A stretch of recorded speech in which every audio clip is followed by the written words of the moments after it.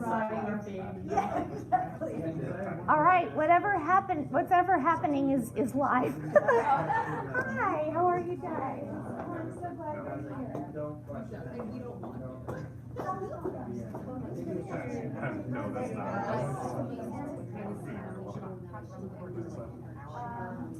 Why don't you guys grab a seat and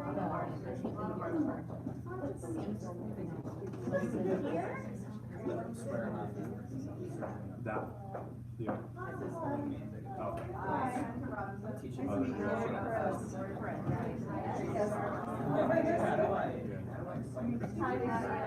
We have a little bit of space on the other side, but you guys probably look more than over here.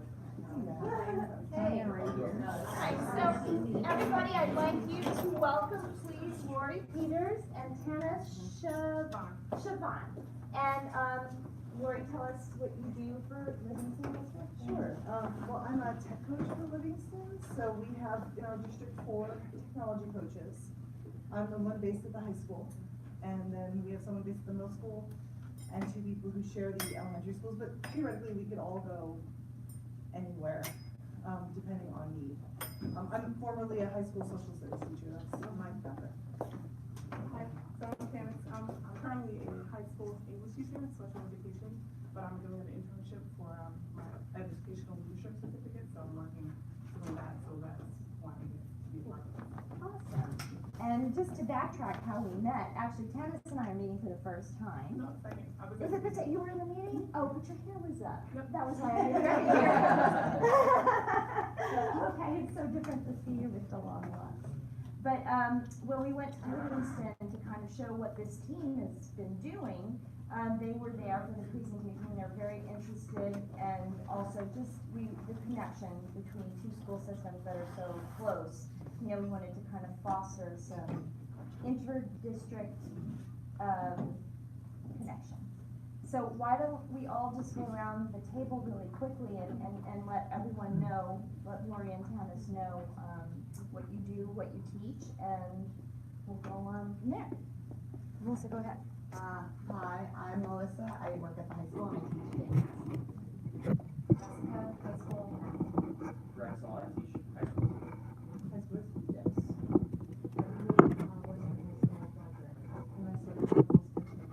Yes. Yes.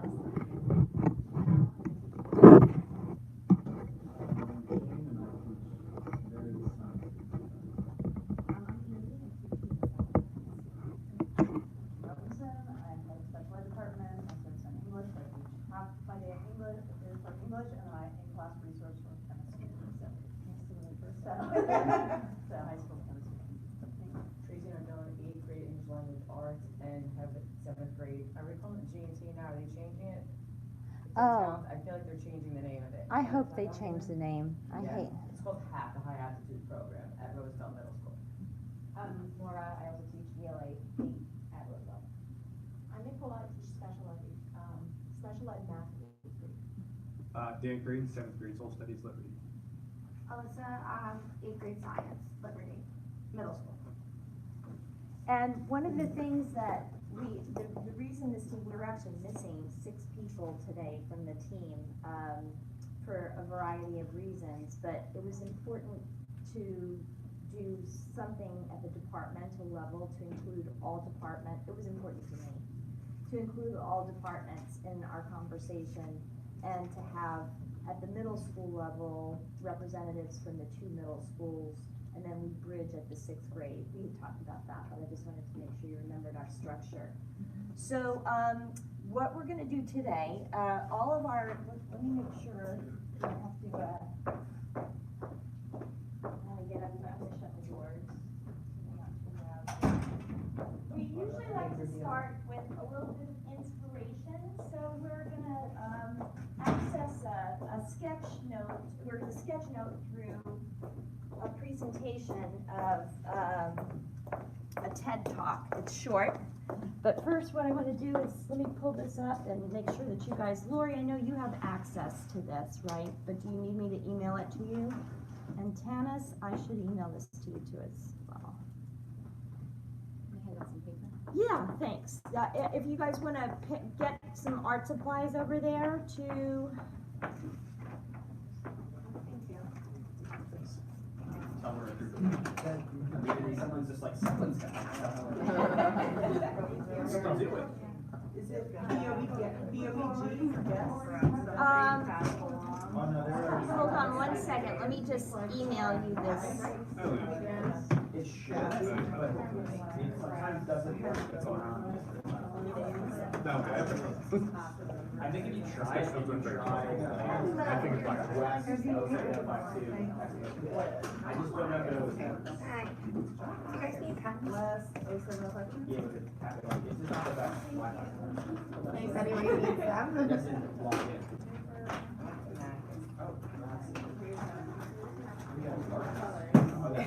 Why are you doing because I always be playing Among Us. Dennis, I like using the hybrid. You guys have paper? Yes, thank you. Nope, not gonna use that. Fair enough. When you have so many. Fine, I'll just have to use my Twitter picture. Free talk. Like half hour and we go back. Well, I might be going to Riders and then. How was that? I was invited to the talk.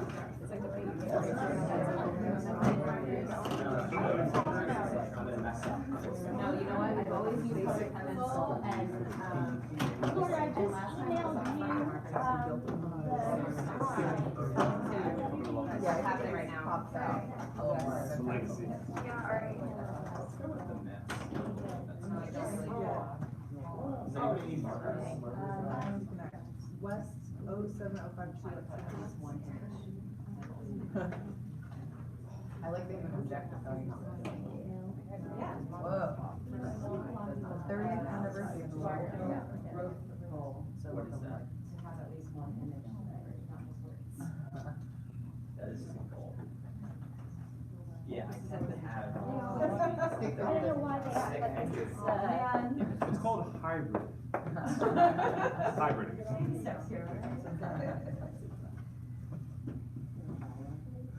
Oh, I'm obsessed. I mean, unfortunately, I've begun to cheat and travel. Yeah, I'm on Park Street, sorry. I used to go every day and then I was psycho.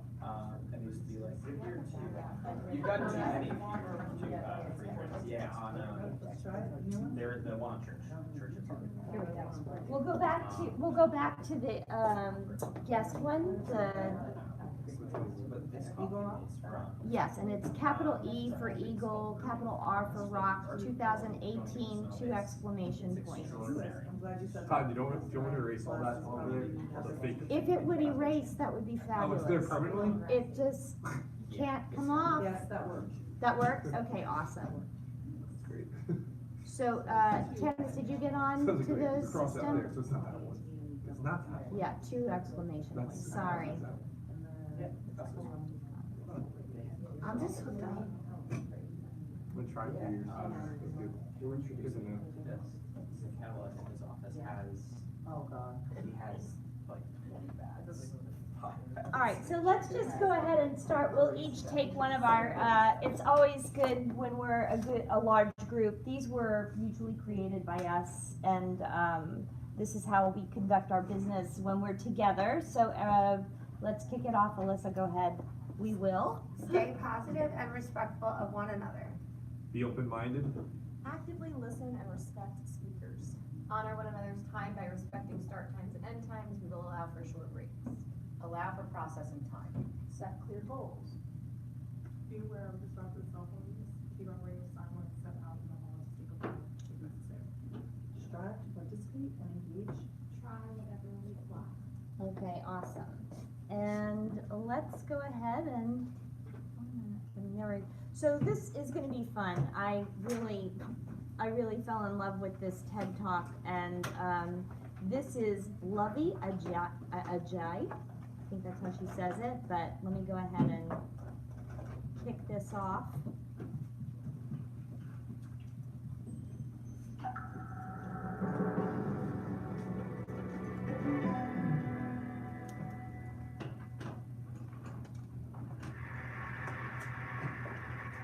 I'm a professional troublemaker. As my job is to critique the world, the shoddy systems, and the people who refuse to do better. As a writer, as a speaker, as a shady Nigerian, I feel like my purpose is to be this cat. I am the person who's looking at other people like, I need you to fix this. That is me. I want us to leave this world better than we found it. And how I choose to affect change is by speaking up, by being the first, and by being the domino.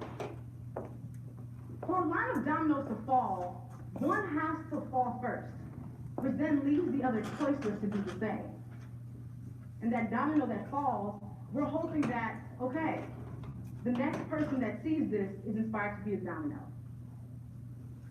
Being the domino for me looks like speaking up and doing the things that are really difficult, especially when they're needed, with the hope that others will follow suit. And here's the thing, I'm the person who says what you might be thinking, but dare not to say. And a lot of times people think that we're fearless, the people who do this, we're fearless. We're not fearless. We're not unafraid of the consequences or the sacrifices that we have to make by speaking truth to power. What happens is we feel like we have to, because there are too few people in the world willing to be the domino, too few people willing to take that fall. We're not doing it without fear. Now let's talk about fear. I knew exactly what I wanted to be when I grew up. I was like, I'm gonna be a doctor. Dr. Lovey was the dream. I was Dr. McStuffins before it was a thing. And I remember when I went to college, my freshman year, I had to take Chemistry 101 for my pre-med major. I got the first and last D of my academic career. So I went to my advisor and I was like, okay, let's drop the pre-med because this doctor thing is not gonna work because I don't even like hospitals. So let's just consider that done for. And that same semester I started blogging. That was 2003. So that one dream was ending, another was beginning. And then what was a cute hobby became my full-time job when I lost my marketing job in 2010. But it still took me 2 more years to say, I'm a writer. 9 years after I started writing, before I said, I'm a writer, because I was afraid of what happens without 401ks, without, how am I gonna keep up my shoe habit? That's important to me.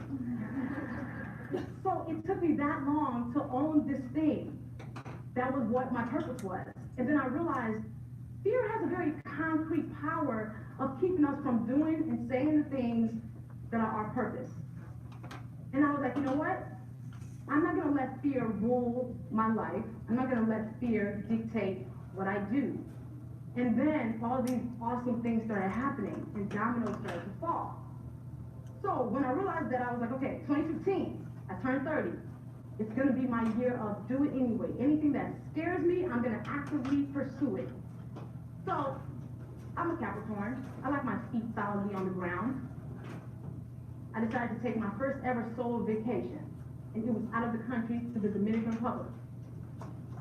So on my birthday, what did I do? I went ziplining through the forest of Punta Cana. And for some odd reason, I had on business casual. Don't ask why. And I had an incredible time. Also, I don't like being submerged in water. I like to be, again, on solid ground. So I went to Mexico and swam with dolphins underwater. And then the cool thing that I did also that year that was my mountain was I wrote my book, I'm Judging You to Do Better Manual. And I had to own that whole writing thing now, right? Yes. But the very anti-me thing that I did that year that scared the crap out of me, I went skydiving.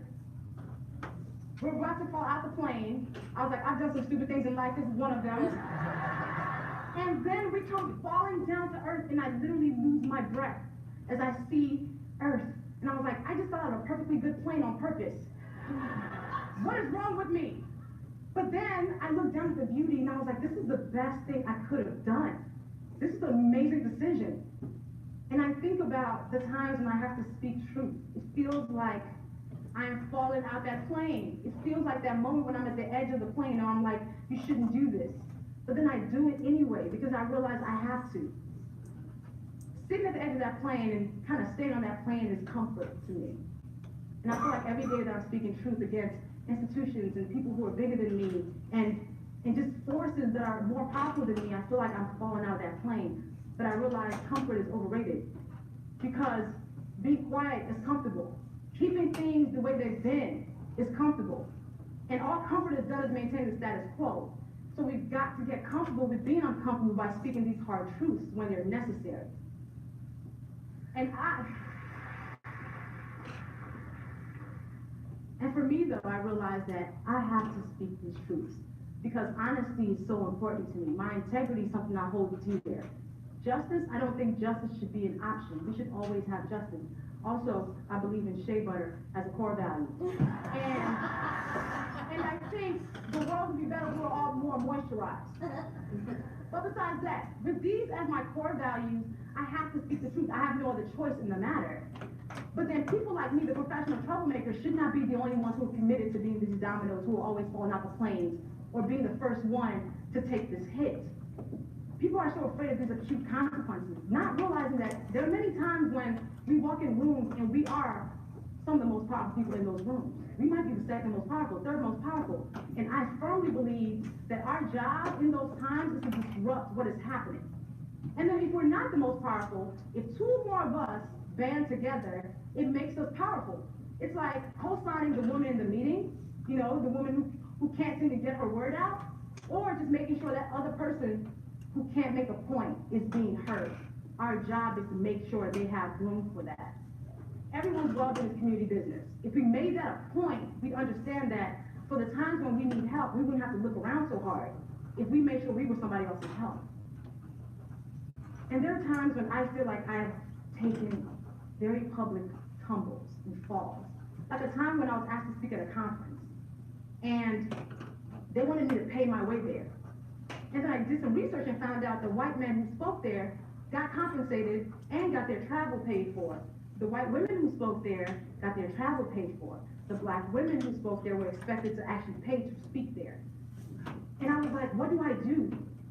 And I knew that if I spoke up about this publicly, I could face financial loss. But then I also understood that my silence serves no one. So I carefully spoke up about it publicly, and other women started coming out to talk about, I too have faced this type of pay inequality. And it started a conversation about discriminatory pay practices that this conference was participating in. I felt like I was the domino the time I read a disturbing memoir by a public figure and wrote a piece about it. And I knew this person was more powerful than me and could impact my career. But I was like, I gotta do this. I gotta sit at the edge of this plane, maybe for 2 hours.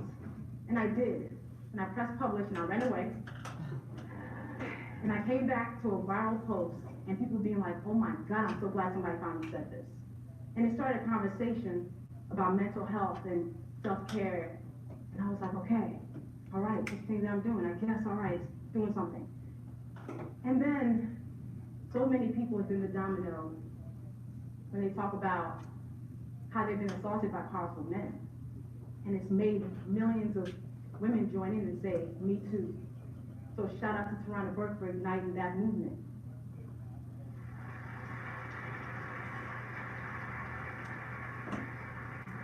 People and systems count on our silence to keep us exactly where we are. Now, being the domino sometimes comes down to being exactly who you are. So, I've been a shady somebody since 3. This is me on my 3rd birthday. But I've been this girl all my life. And I feel like even that's been a domino because in a world that wants us to walk around as representatives of ourselves, being yourself can be a revolutionary act. And in a world that wants us to whisper, I choose to yell.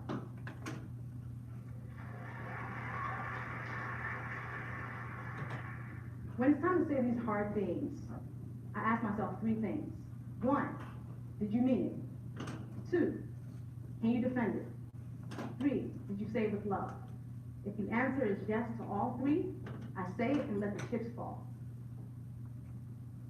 That's important. That checkpoint with myself always tells me, yes, you're supposed to do this. Telling the truth, telling thoughtful truth should not be a revolutionary act. speaking truth to power should not be sacrificial, but they are. But I think if more of us chose to do this for the greater good, we'd be in better spaces than we are right now. Speaking of the greater good, I think we commit ourselves to telling truths to build bridges to common ground. And bridges that aren't based on truth will collapse. So it is our job, it is our obligation, it is our duty to speak truth to power, to be the domino. Not just when it's difficult, especially when it's difficult. Thank you.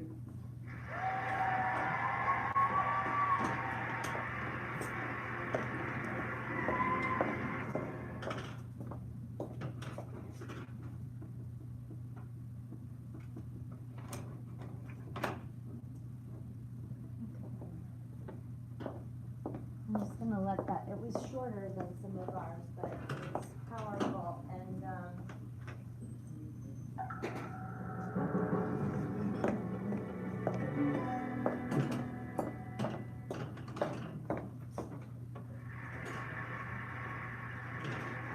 Stop.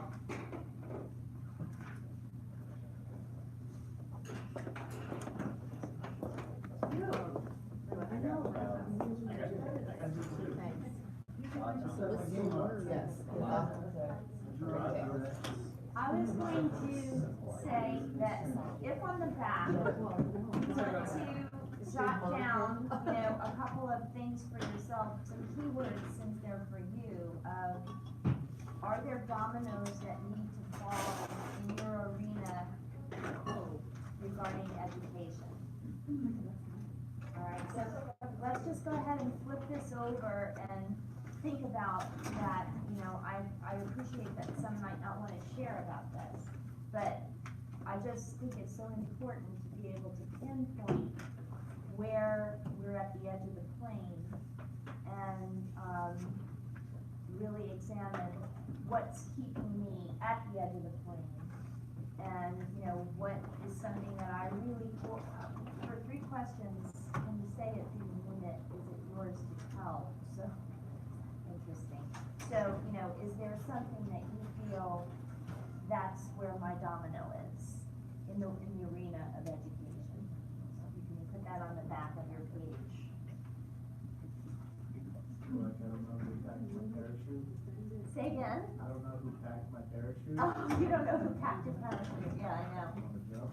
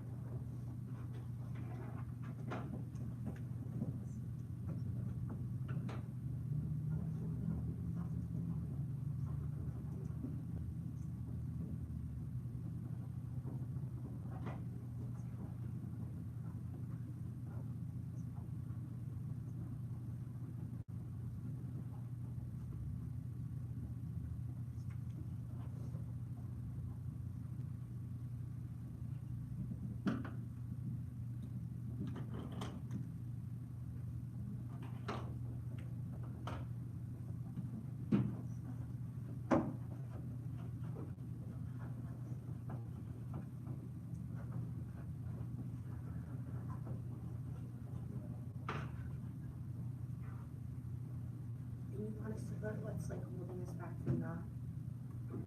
If you can articulate it. I mean, probably what's holding you back is something to do with that fear, but, from when is that fear coming might be, what's keeping me from speaking my truth? That's it.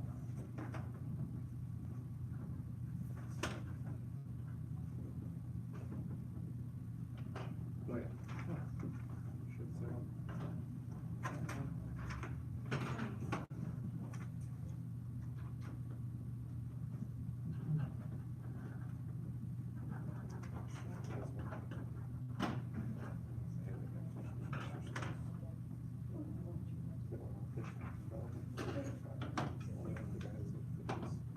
I'm gonna leave it up to you guys. Do you feel like talking first to a neighbor about it, and then we'll post, our sketch notes and talk about it, or do you wanna post and then we'll talk together? What do you think? Can you say the first part? Do you want to immediately share with the neighbor, or would you prefer to look at all the galleries and then talk after? Talk first? Okay, cool.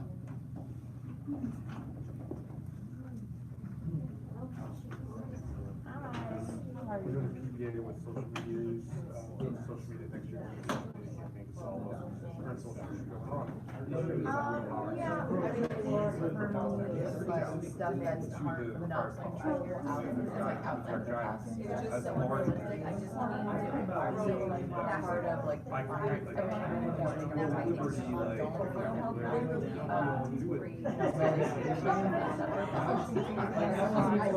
I can give them the freedom to honestly anytime I want. So I feel really satisfied with what I'm doing. I feel like for me, I'm struggling with just like the financial and being a teacher and realizing that like, am I going to get checked now with what's going on politically or like, what's going on with my pension, with my pay, why is it going down each year? So I think those things really affect the way right now I'm approaching, but I don't want to hear too much because I don't know what's going to be long term. So I think that doesn't feel like something that's in my power or control, but it's something I'm struggling with. I could be a long time, especially with all the baseball and all these things. And we have a set license, like this idea of like going against wanting to give your all and not feeling like No, I know that. exactly. And not feeling fully separated. Like, all right, well, I need to draw a line because mine's like I got it and if I'm not giving myself this will ultimately investing. So that's what I feel like this whole thing is.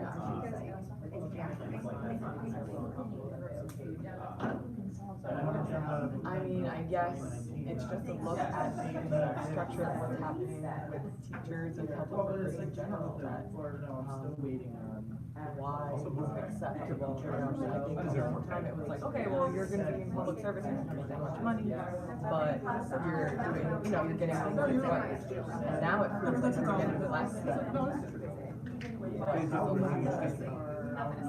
My friend who that was, feel, like, I feel like I'm this year, I'm doing my interviews right now. So I just feel like kind of the healthcare legislation was passed before I even entered the career and people were this, but they didn't have health insurance. Like, why do you say, like, this can't work because our raises are being completely swallowed by health insurance and bills. So, I mean, I guess it's a union thing with teacher thing, but then I question because I look at my paycheck every week or every 2 weeks and I'm like, well, the union gets it feels like everyone has a hand in my pay. No one's saying anything. I know there's tons of people like me, I'm seeing all the strikes that are happening across the country, but I'm sure they would look at my paycheck and be like, well, I'm making, my net is this, but I just don't understand like, how much, so many hands can be in one pot and then.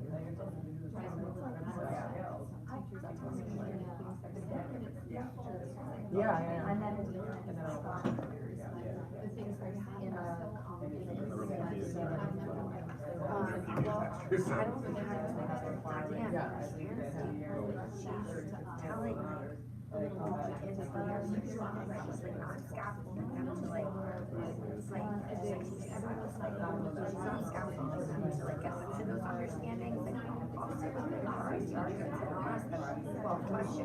until they get it on their own. So she just gives it to them. And it's not a long term. That's like summer days that I gave up.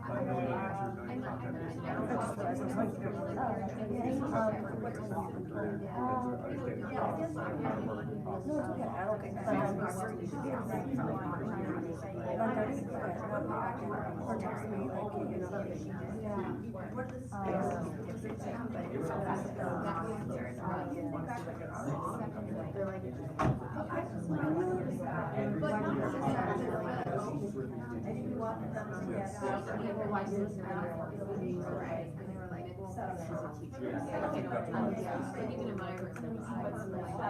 She understood her information. Is a part of kids understanding how to be more successful. To help them understand that the skill isn't a story, it's being able to be critical. That's the skill in the world. Someone's going to do something. You've got to be able to do part of it. Like before I did, because, you know, right? So, I think that just like focusing on the skill is, but my curriculum is teaching that skill. This is just on the product that we want. Right. It wasn't part of that group. Right now, and it's like two, they, and then just two, that's like a, one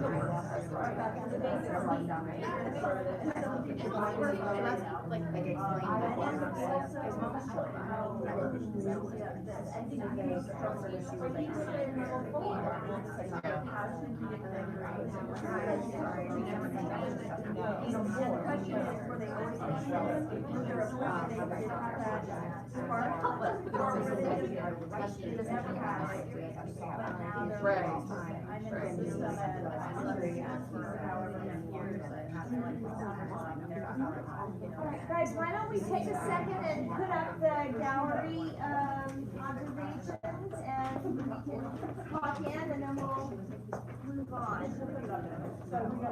There's some tape over here, I'm gonna grab some tape. Actually, if you wanna, we can take down the ones from last time, and just use these desks. Where's mine? There's mine. That I am free. And I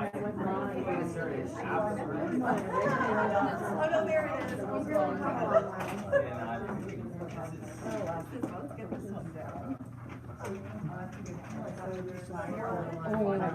Practice my sketching because I enjoy it.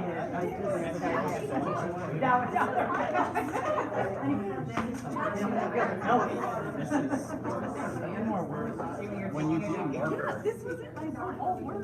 Last time it was bad, and this time it was It was all words. Look at this, You started to make lines in between. Yeah, I don't even know what that is.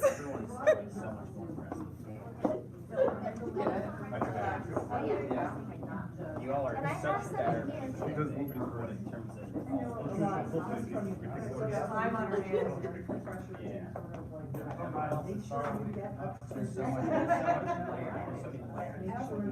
Reading for Vietnam. Every day school for the entire decade of the 70s. Ahead of time. Turn this into a 3-day.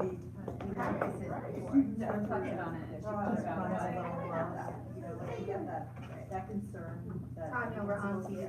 Why, what's that? It's like you've been given the quiz beforehand. You have a couple of rough drafts, one have a side on the line. You guys can see her pull that paper out.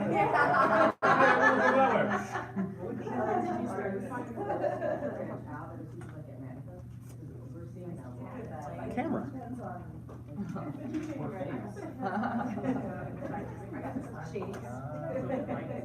Side-eye. That sign says at the bottom. Like this is never.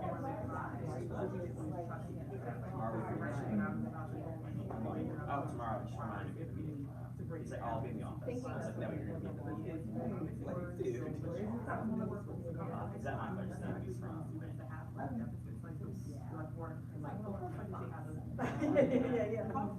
He's, I would say particularly. trying to like keep up. I know, and all that stuff, I do love that. A lot of my students are super into it. They get like asked about their new pen sets and then they fight over them and they show them off to each other. Are you kidding? I was like looking at the markers. They write my homework in like literally like calligraphy and I'm like, oh wow. I'm like, I wish I could do that.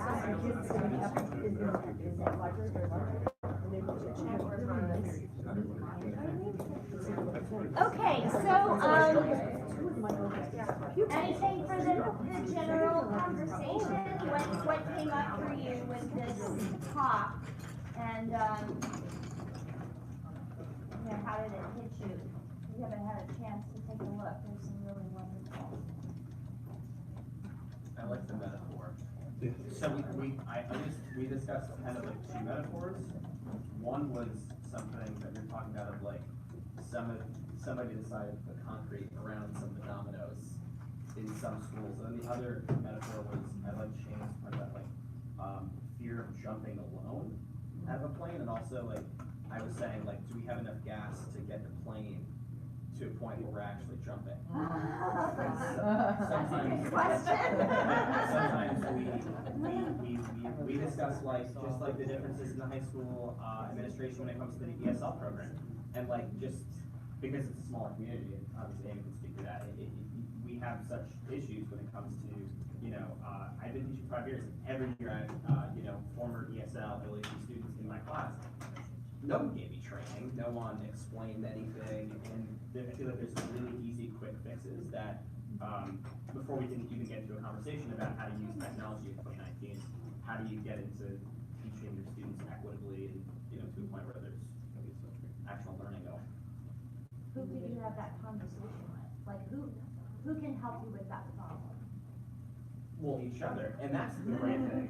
We can help each other, I found that. But I do want to say, because I brought that up with my team, just like how I feel that the ESL students, our small department of 3 teachers in the high school constantly advocate that educators that are working with them, that aren't us, that aren't trained in ESL, deserve training, because it's frustrating as an educator to work with a population you haven't been taught how to service. And there's only so many free preps I have and lunch periods I have to talk to these educators, where if I was provided the time, I would happily sit down with these educators and say, here's a few things that we've been taught to do that are great not only for L's, but for all students. Even Doug said, like, all the ridiculous acronyms we have for the ESL populations, just providing a list of that even, because it is confusing. People were saying they didn't even know what LEP meant, which is Limited English Proficient. That's like our students in their math and science classes. We call them LEP courses. But, I mean, practices for ESL students are just good teaching practice. And it would behoove all the populations.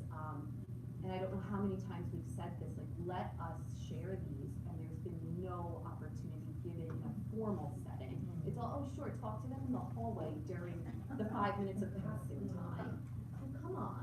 And just to follow up on that, there was a sheltered instruction training over the summer, like 2 or 3 days for the entire district, and I went, and it was amazing because the speakers that were brought in just talked best practices. And the fact that we weren't given an opportunity to turnkey that, or for like you to have a platform, right? Like, there was an effort there, so where's the follow-up Or even during during the the school summer, year? I would even love to have been there to kind of refresh and also echo and say, here's my room, during the year, come and see me and I can review this, but during that time I was traveling, it was the summer, like, this should be during the school year, like, West Orange is diverse, and these kids, God, the challenges they're already facing, like, we need everyone to be on board with supporting them, and knowing how to support them, and they already feel they can, it's like, we need people to help them. Absolutely. They're a special population. Amy, what this bill, it's not ridiculous. It's not ridiculous at all. They just need the help. And the educators deserve the resources to help them. So, does Felix know how you feel? Oh, yeah, he's great. Okay. I think it's just, there's no time, and no one has time for anything they want to share, so. Well, that was a big topic of our conversation, was time.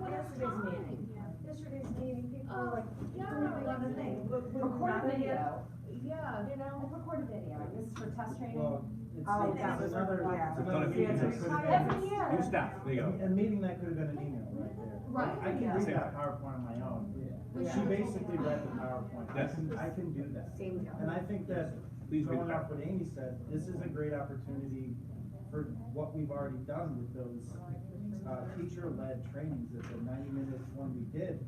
Somebody could hold one just on that, and that would be, people would sign up for that, because they're really interested in Yeah, in like, learning more my about first it. year, I had 9 ESL students, and I never had any experience with that at all, 5 of which were beginners, and I felt like I wasn't doing And enough, you're and like, really set up for failure and frustration too. and all in one class, and like, the ESL teacher was like my best friend, like Lisa Santa, I was like, lived with like her, like back and forth, would call her, and she'd come running, but I felt like I was annoying her, I was like, I wish I had some sort of like I think training, like, everyone needs that training. Especially Yeah. our district's getting more and more kids exited out early from our Yes. districts that did not receive the proper education. I have 3 students, one of which we didn't even know was prior ESL, who we were asking why he was having issues with, understanding content. He's like, I have to translate from Haitian into English every time you say something. I'm like, I have no idea. And this kid could deserve services, but we can't legally speak. Right. So then how can we as educators, support this student, right? Because he would fall through the cracks. No one had that conversation with him, like, what's going on? We've said, I mean, I've only been in this for my 3rd year, but I know Eileen has been pushing for this, and she's been in the district for years and years, like some sort of icon on Power School that pops up next to the student's name. Yes. Current ESL, former ESL. Yep. And it seems like this is a mountain, that this little icon cannot get put on Power School, but I don't see why. that'd be awesome. Like, just even a little yellow dot It that could be says there's probably a ESL, note option, something. something you can. You put know, on you the guys, It's just like a lot of advanced making me things. aware of this conversation that I've been completely unaware of, I mean, that part, I can have a conversation with in 10 minutes. That would be fantastic. But, I mean- Former and current, like just, even the special area teachers, like gym teachers come to us, being like, they've been with me 3 months and I didn't know they didn't speak English. Oh my God. And I don't blame them, our kids are good at hiding this, so unless you corner them and make them try to talk to you, you're not gonna know. And then, they don't, then once they find it out, they're like, what do I do with this child? And kids have been, I've had a kid that was taken out of my class because of their inability to really comprehend English and science, and I didn't really know, I didn't understand it at the time, and I didn't have help in the classroom, and if that icon had been there, I would have been able to understand a little bit better, because again, they don't really talk, you don't know unless you have a full conversation. All right, on top of that one, how about somebody else? Other thoughts, anything that you want to share, where you're feeling? Question, it's not related to this conversation, but it is to this one. In terms of how much flexibility do we have in the Power School program to have other things there? Because besides that icon, we need to, in the 21st century, go to a legal versus chosen name option, so that when attendance is printed, the name that is chosen and used by the child is what comes up on the roster or the sub, instead of whatever the name is, their legal name. I don't know how much flexibility there is, but that's something that at this day and age should not, if the Power School application is what's creating that barrier, then we need to go to Power School and say this is not acceptable anymore. All I can do is, I work in the next, door to the Power School person. There are some things that a school system has to do to keep legal record, that's. Which is fine, there should still be a legal record. The Right. question is, what prints off the substitute? And what shows up on the screen? And what automatically feeds the creation of the email? Isn't there like a note option? I feel like it's just even the note, because it'll tell me when their birthday is, but like, if there was an icon next to it with a note, then I could read the note, and you could leave that note to the sub. Well, I always leave that note for the sub, but if they pick up the file from PBW, that note would not show up. It has to be the But chosen even for name. us, because I, somebody who identified as Jackson, the first day, I'm like, Amelia. Yeah. And for the child, that's embarrassing. Yeah, it's horrible, and it can be, it I had can, no idea. How would I? right, how would you know? I think they legally changed our name, our students feeling supported Yeah, but and now that valued. Power School, it's All right, so those sorts of things just shouldn't be happening in this day and age, so we need to identify a fix or a workaround, and so as long as we're putting that wonderful, I think that's such an amazing idea, simple fix, right, for us to understand who the ELLs are, if we could also see if that's something that can be added, so, sorry. Okay. Anything else, guys?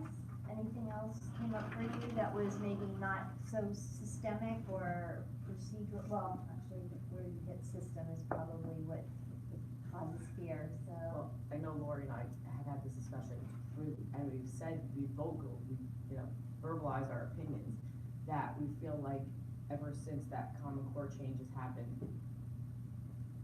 how many years it's been now, that more and more kids are coming to us from the elementary school with bigger gaps in their reading ability. So like I this year alone, I've had 3 kids tested for their reading level, and none have been higher than a mid-5th grade.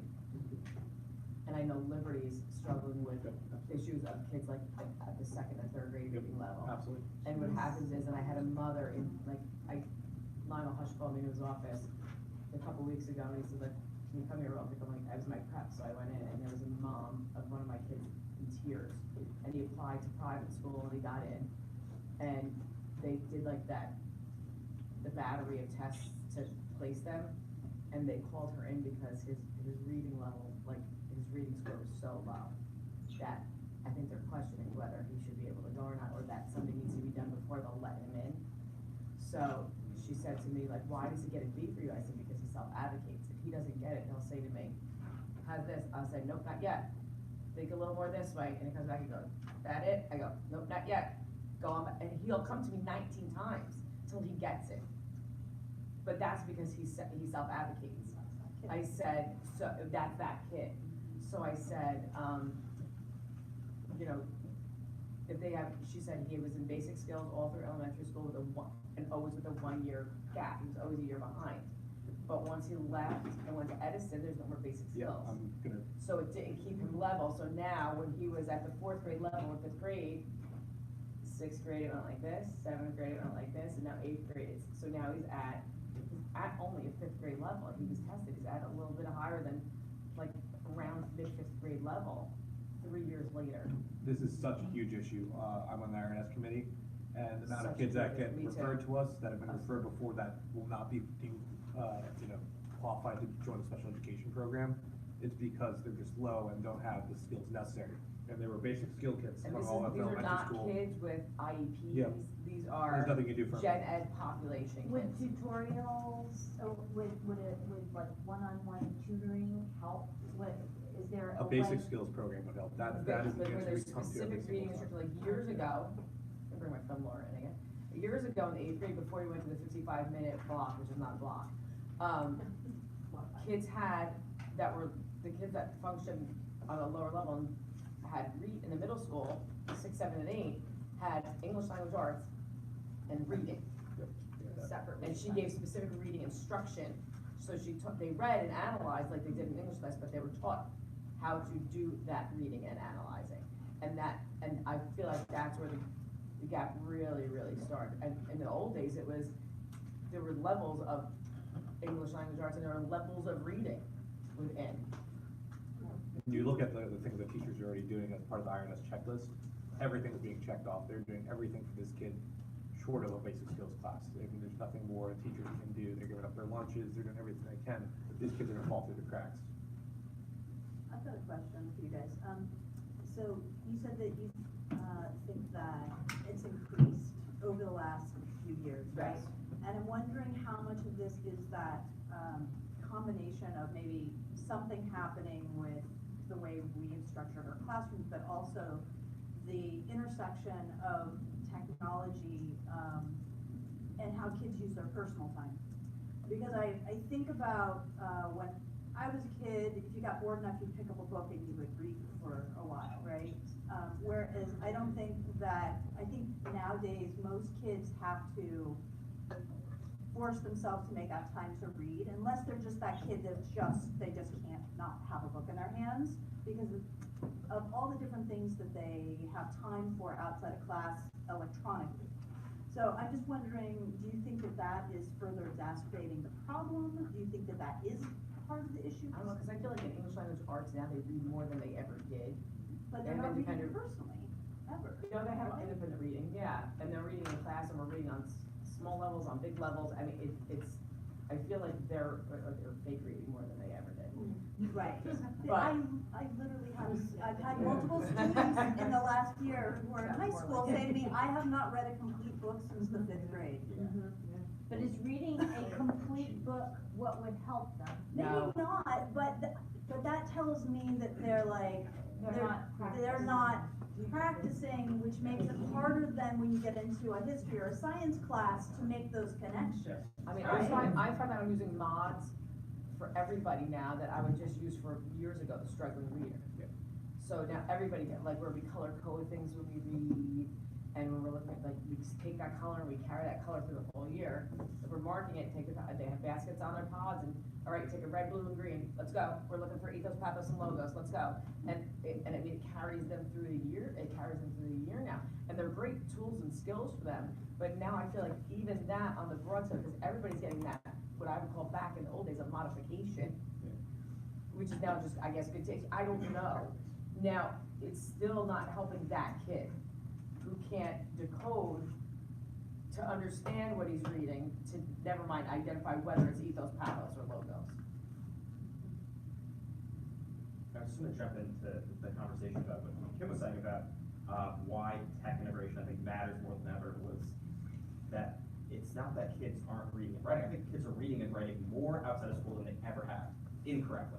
And I think that's the problem. When I was a kid, tech integration in West Orange, when I was here, was a big deal. I mean, I remember there was a lot of district initiatives to get technology more involved in the classroom. In junior year, we stopped using projectors, which was great. You know, like using laptops, building, what was it, the distance learning lab, and all those things in the new wing. But it's that they're using technology incorrectly. You know, I asked to do, doing a research paper, simple assignment, make a research paper, lowercase things, and I say these things these things do matter, like, it does matter.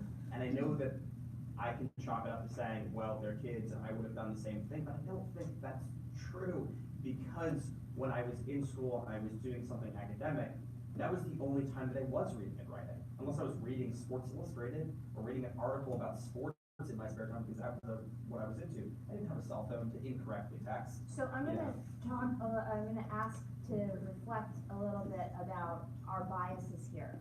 Because we're coming from a bias where there's one means of literacy, and that's ingesting through written word and turning it out through written word. Whereas societally, we have the capacities now to, I mean, you know, if a child was to be presented with something written in script, they'd be up a creek, you know, but the thing is, our technology has changed so that I can experience a book audibly, I can experience video, and there is a huge argument, it was down at South by Southwest, which has an education component before the entertainment component.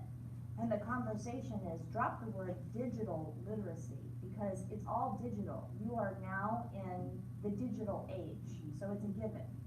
And we still orient as bridges to that time, that reading means that I can tell you what the words ethos, logos, and, you know, what was the third one? Pathos. And I'm an English teacher, and those are words that are echoing from the past, but don't have current meaning to me.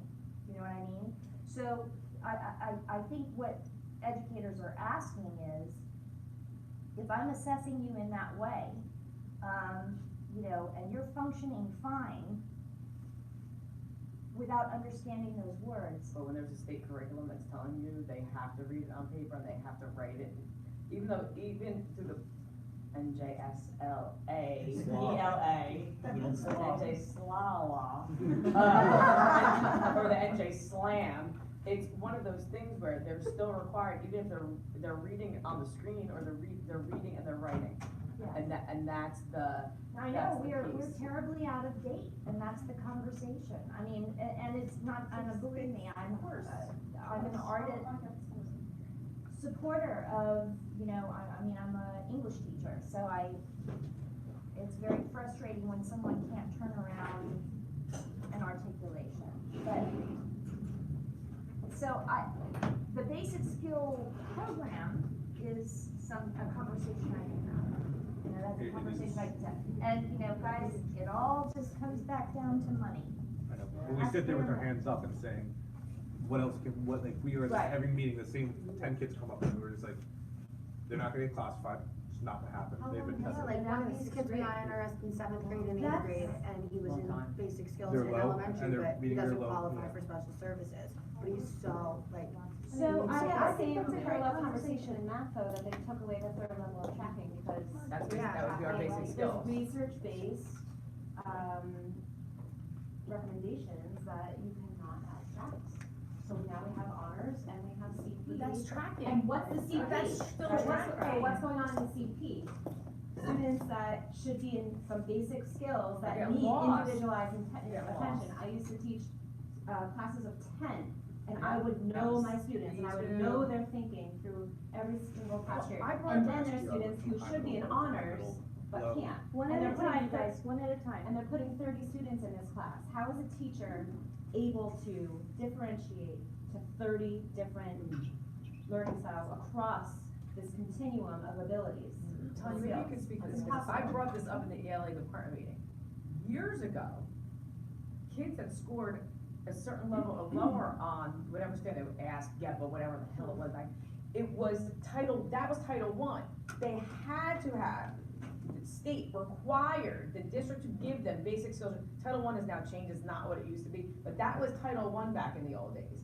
And if you didn't, you were like breaking the law as a district, not accommodating these kids. So we had, with the basic skills with track, when we got the homogeneous grouping, and all tracking went away, there was no honors, there was no basic, there was nothing. We used the advisory program, and they went on the computer, and they did back in the old days CCC, computer program, Right, which, right, and then they went to Study Island, which was the second gen of that. And then that went, when the Common Core came in, that completely went away. All of it was eradicated. So whether the kid was like just like clicking through an advisory, or the kid was looking into, they were getting some kind of, if they were actually looking, they were getting some kind of short instruction. But I mean, that wasn't the end all be all. It was better off when I had the 9 kids in front of me in the classroom with a net day-night team taught together. That's it, we're going back that far.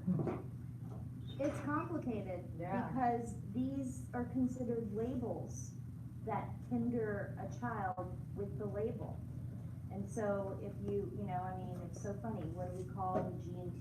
Do we have a Title I? I mean, you know, there's a huge uproar to having that label assigned to you, and yet a reinforcement is necessary, so. But the alternative is failure in Yeah. 5th grade reading levels in 8th grade. Or, You know, second, so third. where's the medium, where's the teaching? I hear you. People feel less. like, if you can't have separate, if you can't, because I agree, it's not necessarily important, it's not important to have, a label, it's important to have the help. Right. It's Exactly. important to have the resources, right? So, I wish this is that like, Terry if you could have this multiple conversation. people in the room that are addressing this, then it cuts your, it's still, it might still be 30 kids, but you've It'll got rewrap the 15 whole, each I to mean, deal with. we have other things to do, but, Terry speaking to, or Terry hearing some of this?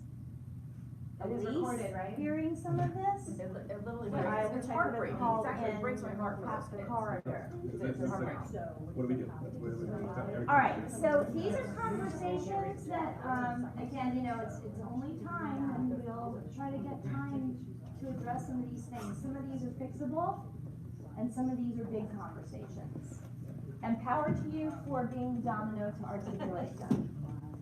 All right, so guys, you gave me feedback. You gave me a lot of feedback. Some of the feedback I'm going to turn around for next time, because we should probably know a little bit more about the status of our future next time. But some of the feedback that we could utilize immediately in this meeting, I got a lot of small group, pedagogical, let's discuss and share. I'd like to share ideas with teachers. I want collaborating time. I'd like to see models of things that are working. Demo slam short, seeing what other teachers have done. So, heard you. And I'm very excited that a couple of people stepped forward and we're going to have a mini demo slam. So I didn't test everybody's links. If anybody needs to go to something on their own website, but I think everything is open here. Demo slams, like, you were right, Laura. There's no way she wants it done by Monday night if it's not for tomorrow. Is this what we're gonna do at the actual slam? Yes, we're gonna do the slam. So I know Bev has done some before and been in them before, so let me. No, what do you have to find? Oh, you're. Do you have a clicker? I mean, you've got 3 minutes. It's 3 minutes and then we come to you. So here's how the structure of a demo slam works. We have our music and do we have our speaker? Do you have a slide against there? I didn't bring mine. Yes, I do. I forgot the note. I have one too, if you don't have your candy. You are prepared, aren't you, I back there? I was never Girl Scout, but yes. Actually, there used to be an advancer over here. Is there not one anymore? Do you want to just nod to me, Tyndall, and then? No, I gotta have control. Oh, you gotta have. I have one without a battery, but I can. Can you do it from here, when you have to advance the Yeah, slide? It's not not the a smart same. board. It's not the same. I know, I'm so sorry. What can I do? You do? Okay. See, there. All right, so, here are the rules of a demo slam. Oh wait, hold on 1 second. I know, I'm trying to find the. You have 3 minutes. It's a hard 3 minutes, okay? A demo slam is a pit. I feel like people are not listening. So at 3 minutes, you're gonna get a 1 minute warning from Diana. I have a 30-second one. Oh, a 30-second warning, all right? So when you see that, it means you're coming to your last 30 seconds, So and what you timing don't finish, you and don't music? finish. Timing and music. I'll do timing Oh, and good. you do music, Good, okay, okay? right, yeah.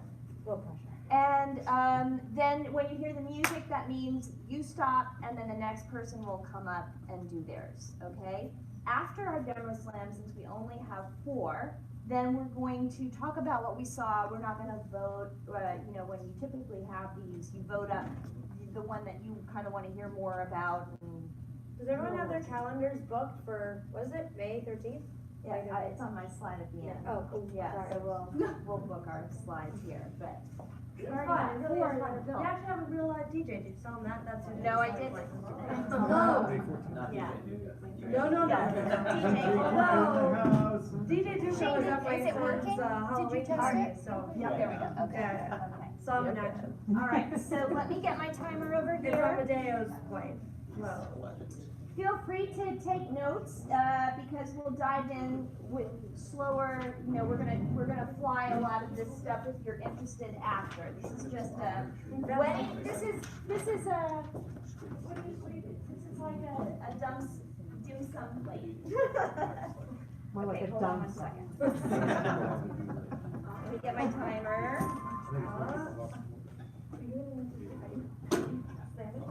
Ready, as always. Yeah. I would do this morning. You know what you can do?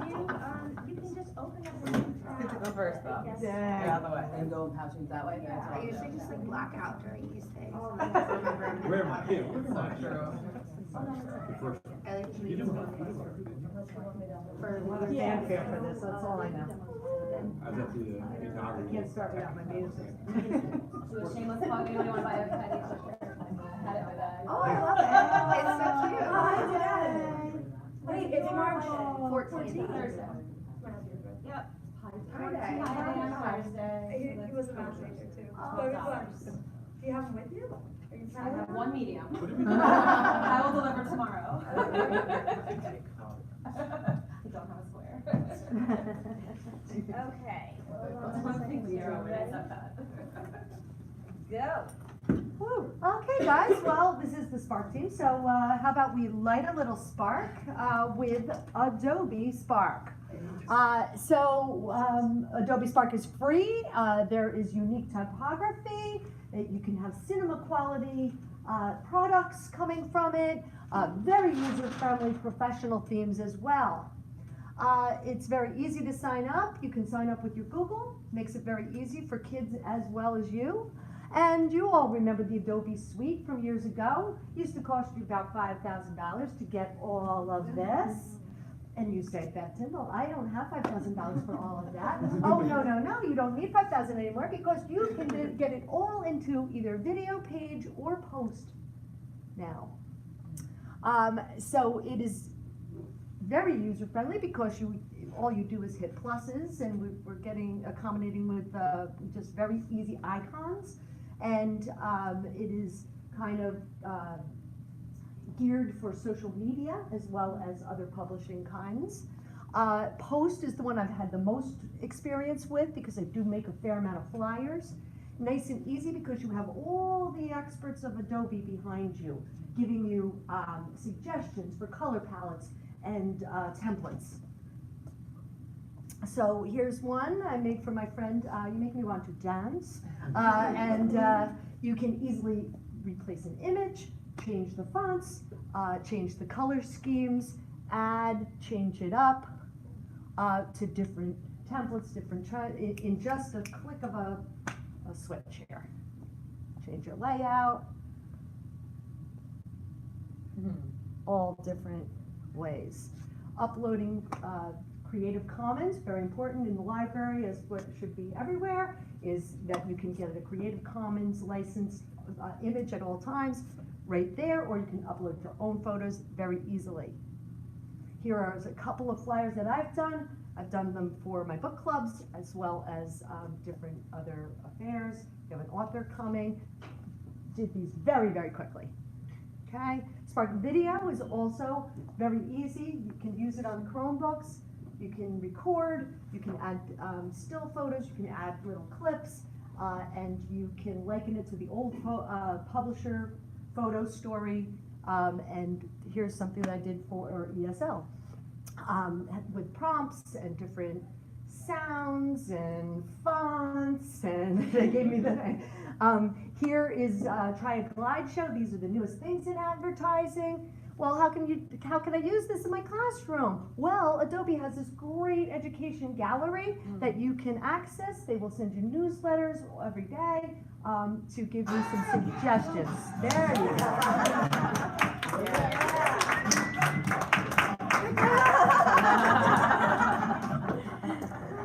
I might move this over here. Okay. Say again? Am I still listed as the second photo? Yes. Well, actually, are you? Hold on, I might have. Whatever it says on the website is the next one. Bev. Bev? Oh. Good. Actually, I know that I remember you told me that you tried it. Yeah, you told me about it. I have to get them on it. And now it's part of our PBA, so. It's an easy, Built it into the PBA. And free. I didn't get Do you want to use this as well? I'm just gonna click over here. Alright, let me make sure that I get you in that. We will talk about and ask deeper questions after, okay? Because I want to make sure that you have time to really explore these.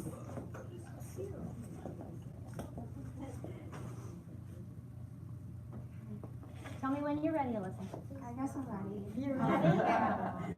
Okay. You have the clicker. Nah, I'm good back here. Go ahead. Okay, so this is about the Global Climate Action Summit, which uses the C-Roads software. So what is C-Roads? It's like a computer simulator that helps like people, it's super student friendly, like understand the effects of climate change. So the kids just come in and they write their like peak emission years, like let's say 2020. They're gonna start reductions in 2022. They're gonna reduce their rate by 25%. And this starts to drop this number over here. So the Climate Summit, how you group students is they pick their countries that they're interested in, and there's usually 6 to 8 students that are in each group depending on your class size. And then from there, they get a Google Classroom made for them with their country, and then that's where they will kind of like live and develop all their like negotiations. Like they get briefing documents that gives them backgrounds on their countries and what their actual like reduction rates are and what their emissions are and data on that. There's like relevant news during our climate summit. India came out with an article like that they're on track to reach it early, so then they can use that like in real time and apply that to their negotiations. They create their own like student documents, and they like, it's like a role play like experience, so they assign roles and like make speeches, and they like also like spy on each other, and like this tracker one, they like try to like find out intel on each other's stuff. But the day of, there's like a welcome and introduction. We usually make staff be the UN general like secretary and give like a speech and background on climate change and the effects. And then they go through like negotiations, and at the end of each negotiation, each country fills out this form, and it gives that information that we input into that C-Roads software, and they see that number like start to drop in real time. So the day of, parents are invited to be either like lobbyists, like activists, or activists for like go green, woo, protect our climate, or they're lobbyists and they're like bribing them with 100 grand bars. And the kids were really annoyed because China took the bribe, and then it really messed them up like with their numbers, and they only had like a 2 point, like they were like, you're supposed to be under 2 degrees, and they were at 2.1, but like China was the only one that was locked and couldn't reduce their year, because they see that connection that the year matters more than the actual reduction rate. It's about how soon we implement like these like initiatives. And then like possible extensions, like I hit up the social studies teacher at Liberty and asked who it is the kids would have to write to, because I'm challenged in that area. And I figured they could take this data and like it's in our human impact unit, and like write to congressmen and like try to like implement like new policy reform when it comes to these green initiatives. So yeah.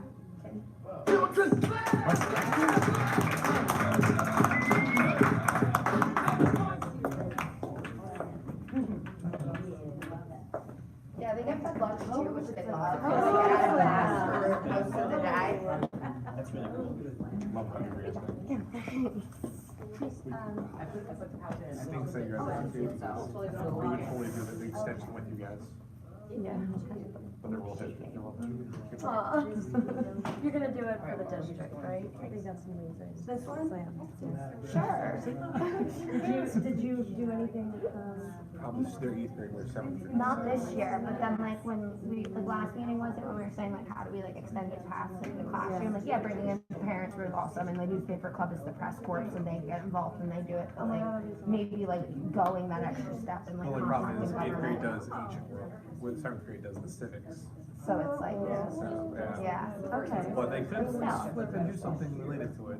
Yeah. And then the 8th grade extension. As a continuation. Yeah, they did an extension of ancient world Super politics. passionate about it, like that was our first year at the beginning of the year, and they're still like going on about it, like so many of them have maybe switched on, they got their own like wooden utensils that they bring to school now, and they don't use the plastics and stuff, like, it kind of like, opened their eyes, yeah.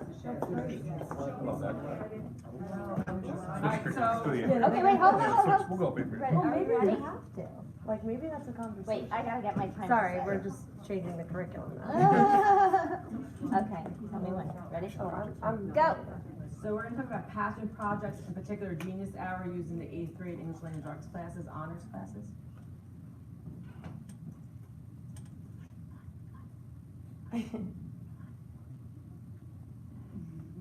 Oh.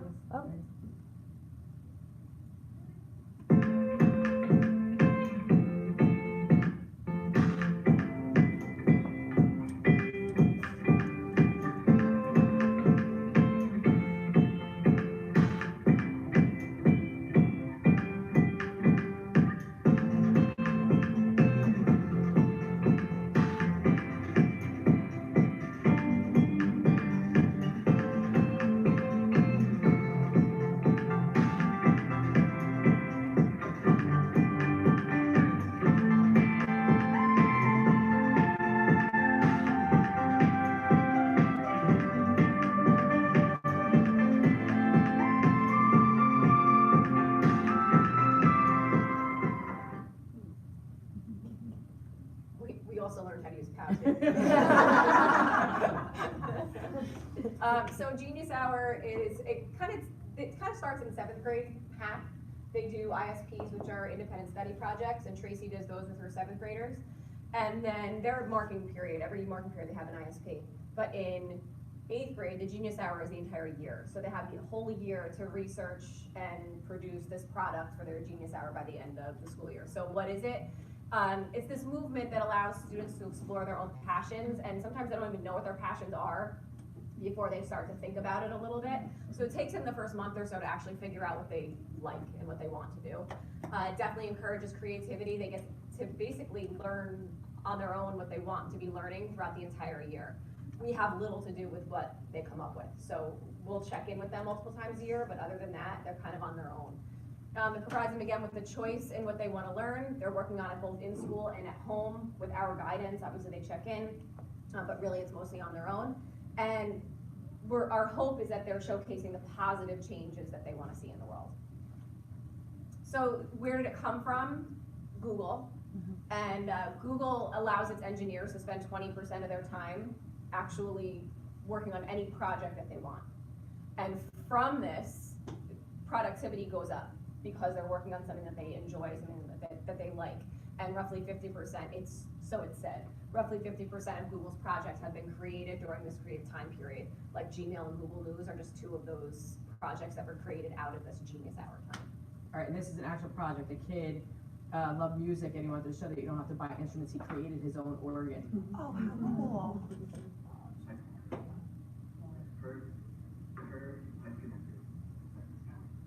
Basically, these are about 5 inches. All right, I'll show you him playing it.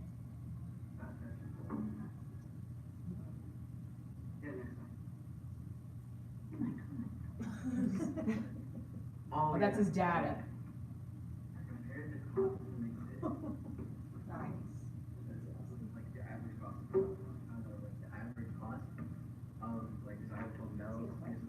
Yeah, exactly. In our bedroom, they cost around $220.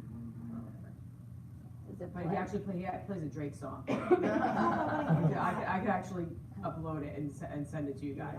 Yeah.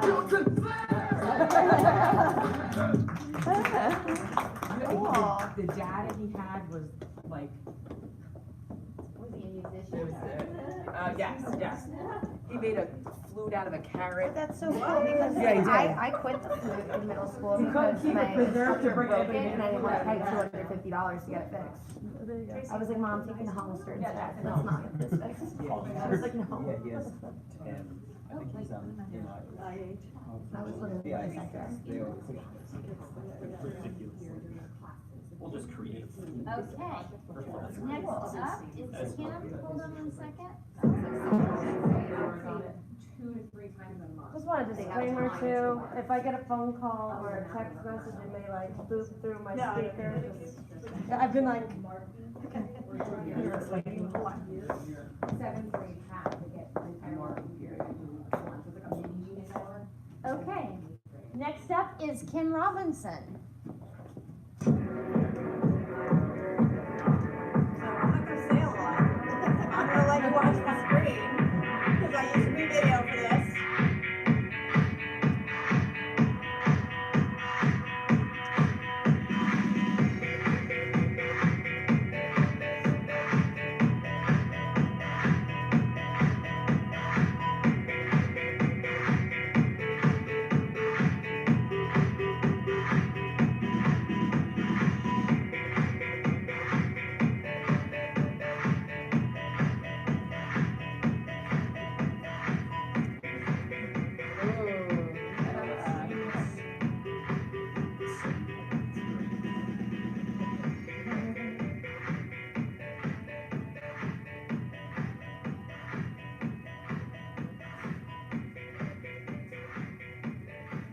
So we did ask our students, this is how we've used it, can you explain what you've learned from reading your feedback?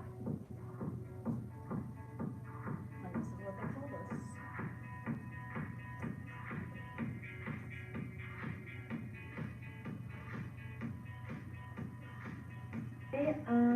In my essay in poetry, I definitely think I was a little sloppy when it came to spelling errors and incomplete sentences, maybe even. Yeah, I definitely think I started some thoughts and didn't finish them. And I think I need to read that out loud so I could have like seen that and fixed it. So that's definitely what I think I have some trouble on. Steps that I need to take to improve my writing would be working on fixing my header. I tend to not do that. I tend to either double space it too much or not set it the date that it's due. I don't know why I do that. It slips my mind. Now that it's being pointed out, I'm glad it's being pointed out because now I know not to do that in the future. Not setting my source in my essay. I tend to do that in science and other subjects and working on my grammar mistakes. I make a lot of grammar mistakes. That's also one of the biggest things I need to work on with my writing. I read it in my head and it sounds fine, but then when I turn it in and then it's graded and then I see the mistakes I made, it's just like I could have fixed that by reading it out loud. And in my essay, I feel that I have to be a lot more descriptive in my writing and more specific about what I'm writing about, especially when I'm arguing, because I was not using clear evidence and my arguments were not clear, as well as my thesis statement. And I think I need to read my essays out loud to myself, so I make another essay, so that I can hear these clear punctuation and grammar errors, so that my essay can be better.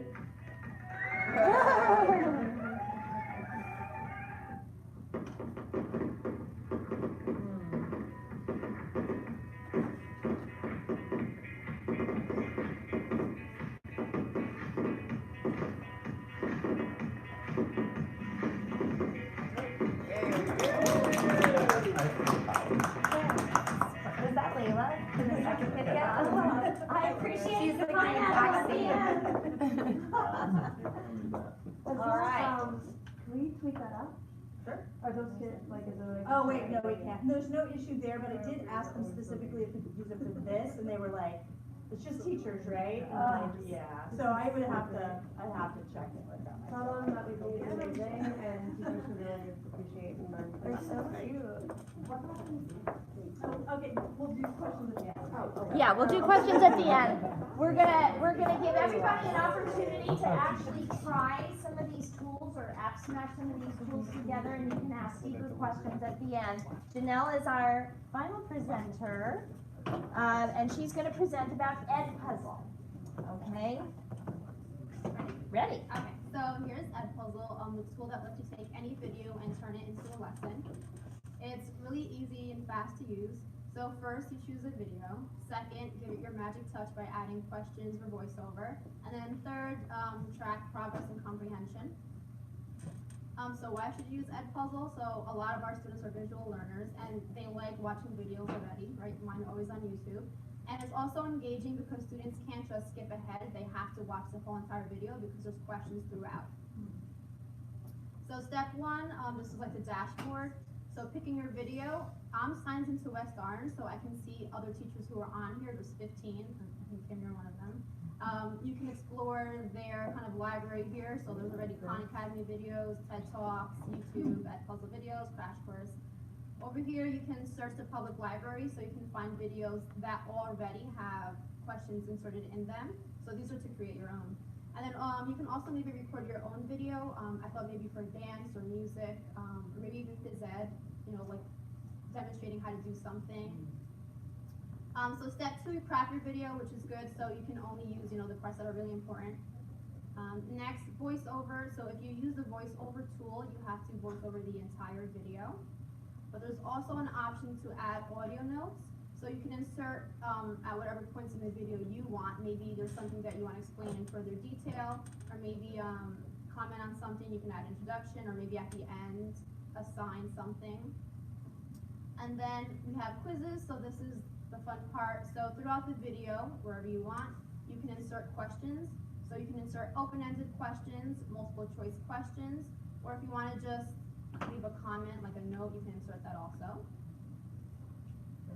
Step three is assigning, so you have two options for that. You can either get a link, or you can post it right to your Google Classroom and import all your students, so you know who's done it and who hasn't. And then there's also an option, which I love, which is prevent skipping, so they can't just get to the questions, it doesn't let them. But they do have the option to rewatch certain sections, and you can see how many times they watch each section. So these are what results look like. I see who watched it all, so the yellow, they didn't finish it. the date, you can, put a due date. You can also, view by question to see which questions students got wrong the most, I believe. So here's a screenshot of individual results. So I see this student, it took him 6 minutes to complete it. I see how many times he watched each section, and the last, so some ideas for using this, you can use it for like a flipped classroom, you can create tutorials, and then even maybe have students create their own videos and share them and quiz their classmates. And that's it.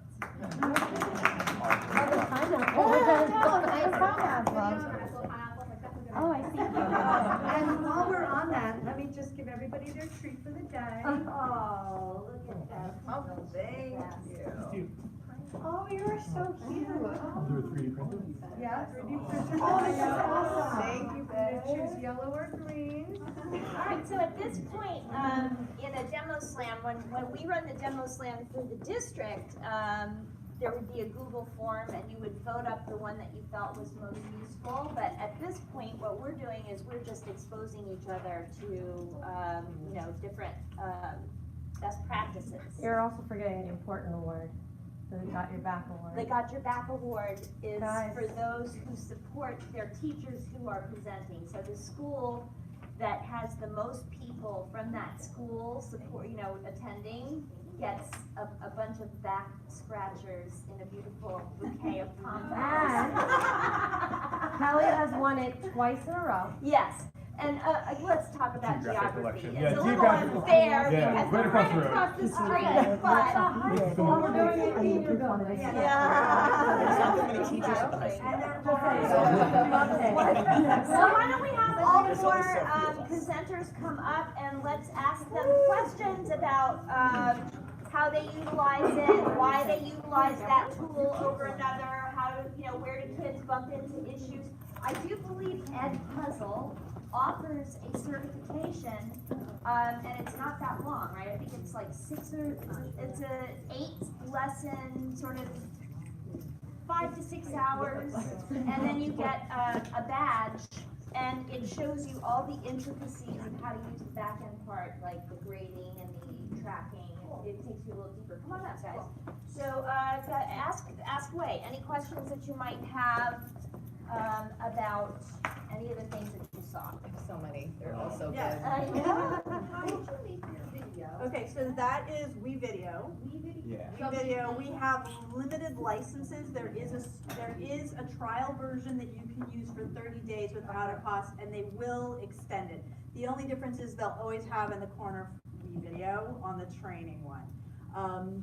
What I think we've been doing, because the LMC manages the licenses, so correct me if I'm wrong, but as teachers use them, then what we do is our students finish up their projects, we delete their accounts in order to make more space and then move on, so. This is the first time we bought some, we actually used fine money last year for the seniors who had to pay their fines. We used it for WeVideo, so it was good use of that money. So now, we as soon as Kim's done with her project, we'll probably just switch them out, we're really not supposed to do that, but. And FYI, it has been budgeted to be at the high school next year. Oh, yeah, that'll make it so much easier. Yeah. What does that mean? Like 100 everyone? That means that there will be something like 200 licenses, because right now there's only about. The other trick is just to make up like we did this last year, is you do the G-Salt Western schools, and then you make one that's like G-Salt Wobo, and they didn't know. So you can get 60, because I had, 2 classes of 28. Ooh, I'm telling them. We're telling them right now. Domino down. That's right. You're Oh, right. okay. So we're telling them. Hypothetically speaking. More questions. From WeVideo, you can upload into YouTube? Yeah, so, once you create it, then you have it, right? yeah, you can download your final product, so then you can do whatever you want with it. So I was able to upload the Flipgrids, which allowed me to download that as well. So at first I was like, do I need to screencastify my screen? Finally I realized, no, I can just download the Flipgrid and upload it into WeVideo. So WeVideo has its own library of stuff. So you've got music, sound effects, video, images, but you can upload images of green screen. Yeah, you can use it for a lot of different things. Could you follow up with the students and ask if they'd be comfortable with I will. tweeting that out. I think that'd be helpful. All right, Janelle, I have a question for you. Is there on, Edpuzzle, is there a limit to the number of videos you can create? I don't think so. She hasn't hit it yet. You haven't hit it yet. You know, oh, there is? No, I'm just saying, there was. Wait, I saw the sticker on your. There's limitations if you're using the free account. We actually just Puzzle purchased sticker. a district, not a district license, we purchased a license for some of our schools because some of our teachers were bumping up against storage issues. They've changed the way they've structured their paywall a couple of times in the past 3 years or so. It used to be free, then you could see everyone, you couldn't see anyone in your school unless you paid, but you could see everything else. And you could see, I think, you could say 5 presentations in your own district, and then you were sort of blocked. I thought And it now I was think it might be 10. 20. Oh, is it 20? I'm not sure what the numbers are, but it was enough that we decided to, But what's try and nice get a is paid your license. whole department is Yeah, kind of so they diving share, in. yeah. So they share them. They are creating short ones and they're sharing, so this is a kind of a great way to community build. And for those of you who want to suggest to department, like, Kristen Gogarty always has an issue with training, because she's got such a huge staff of paraprofessionals and what to do with them. You could actually create tutorials on any subject that you want. Yeah. And then, and how many of you are interested in blended learning? I mean, are any of you assigning, like pre-lessons the night before and then having kids come in, or is anyone doing that? A little bit. A little bit? Yeah, like once a unit or twice a unit, I'll try to. A little bit of, yes. I do it pretty much. Yes, yes. Screencast wise, Yeah, use screencast. Yeah, so give them notes the night before, and then they read it, and then we do discussion questions next day, instead of doing notes in class. I actually have a request for you, Deb, which is, I feel like we all could use a lesson on, the common, Creative Commons. Creative Commons. Yeah, if you could just educate us about that, it would be awesome. This minute? But, no, but, just what it means when you see the presence of those things, what you can share, what you can't. Go ahead, Cindy. I have a question for Bev. Bev, what, can students use their West Orange login and Yes. password, or do they have to create their own account? Well, they would create their own account, yes. If you paid for it, you could pay for a premium, just like Right. all the other tools. You can pay for a premium, but I've never paid for it, And so. the free is not like a 90-day thing, it's like. No, it's, as far as I remember, because I've been using this, now for like 2 years, so, yeah, it's never given me a message that I need to pay or anything. Yeah, and my daughter uses it a lot in her school, and she loves it. She uses the video, the publications, I think. Something that I use that's somewhat similar, I think, is Canva. Canva is a competitor, It's yeah. the same thing, right? So, but there are certain images that you may wanna use, and it's like, oh, that's not free. So that you get your free versions. I don't know, Right, like, And they Spark keep is it like just that. the same thing, like they keep the Spark, like free video, they'll always keep that Spark. If you wanna put your own icon, then you have to. Or a watermark. Yeah. It's okay, you don't even notice it. No. Really, tell us more about that. I had a question about the summit. Yes. So the summit, that just seems like an amazing idea. So cool. This software, was that like free software Through if you go to climateinteractive.com, I think would be the website, it's like free software, it's super user friendly. For the UN negotiations, it's like a recommended software tool because of its usability across platforms and stuff, and it's easy for the kids to understand. They show you a map of what schools are engaging in the mock summit, and it's mostly high schools and colleges. We were one of the only middle schools, but the kids had no trouble making that connection between oh, the year that we start has more of an impact than the amount that we're reducing it, and they played around with it and figured it out in 1 day. Was all your data real, or was all your data simulated? So in the briefing documents, everything's linked in this presentation, so you can look at whatever the day of slideshow that we give the info to the kids and stuff. But the briefing documents are based on real data. And then what I was thinking was last time we were here, didn't we watch a video on accessing like the world's like internet sources, like perhaps the Yes. students could go in Yes. to their That country's was one like of my questions. website or whatever, and they get data from that. But we do have a database where the kids can go in. It's like an official, I forget, like it's linked to, but like an official like database where if they search their like countries, like first, it's like their first round of negotiations, it'll pop up with their actual documents, but like they're written in the language of those countries, so like I was like, I can't understand this, but How did you, the hot spots of where the countries were, are those the largest emitters of? those are the actual people that like are part of the Paris Climate Agreement. So what was cool was like the US was all like gung ho for this, and then in the past couple years it's been a shift away from like green initiatives, and so the kids were like, I hear we're pulling out of this next year, do we even have to do this like summit? So like the US were kind of like giving the other countries like a hard time about it and stuff, but they're using like real data about their countries, and they're like really stepping into the roles of them, and they get dressed up for it, and like they're cute.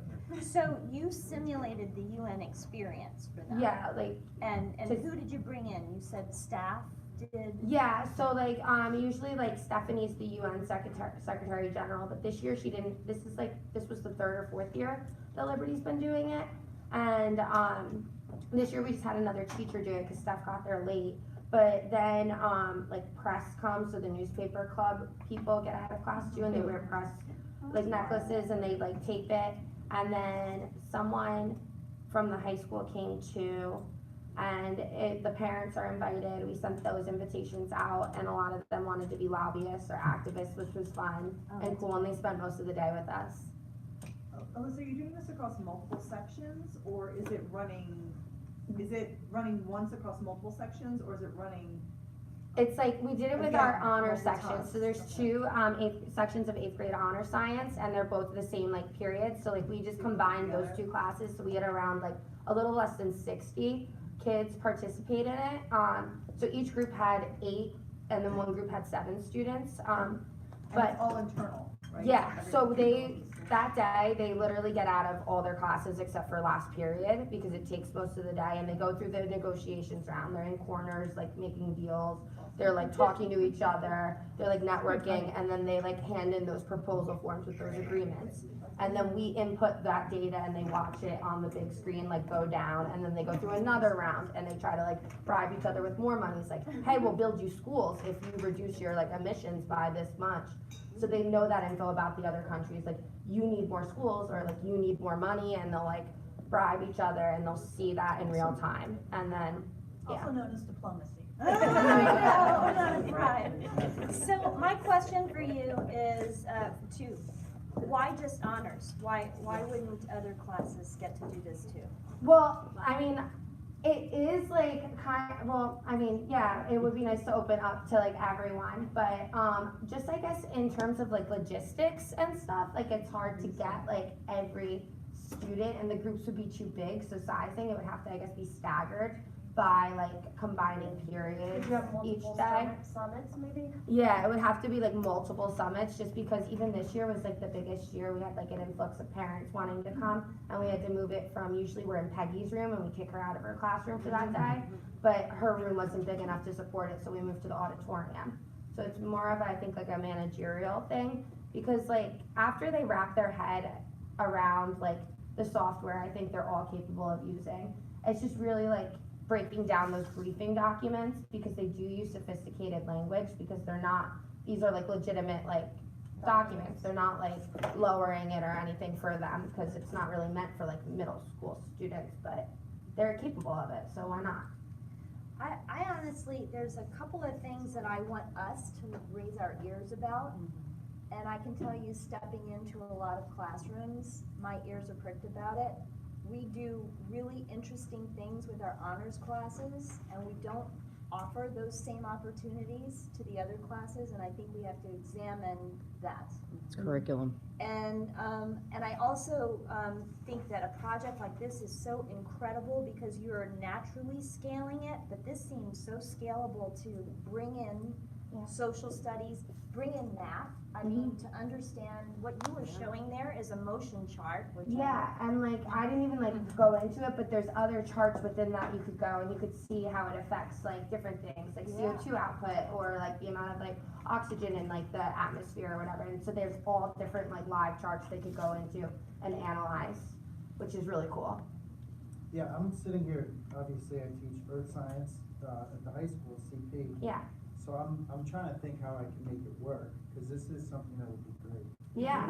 For my 4th unit is really all about earth systems and climate change. Yeah.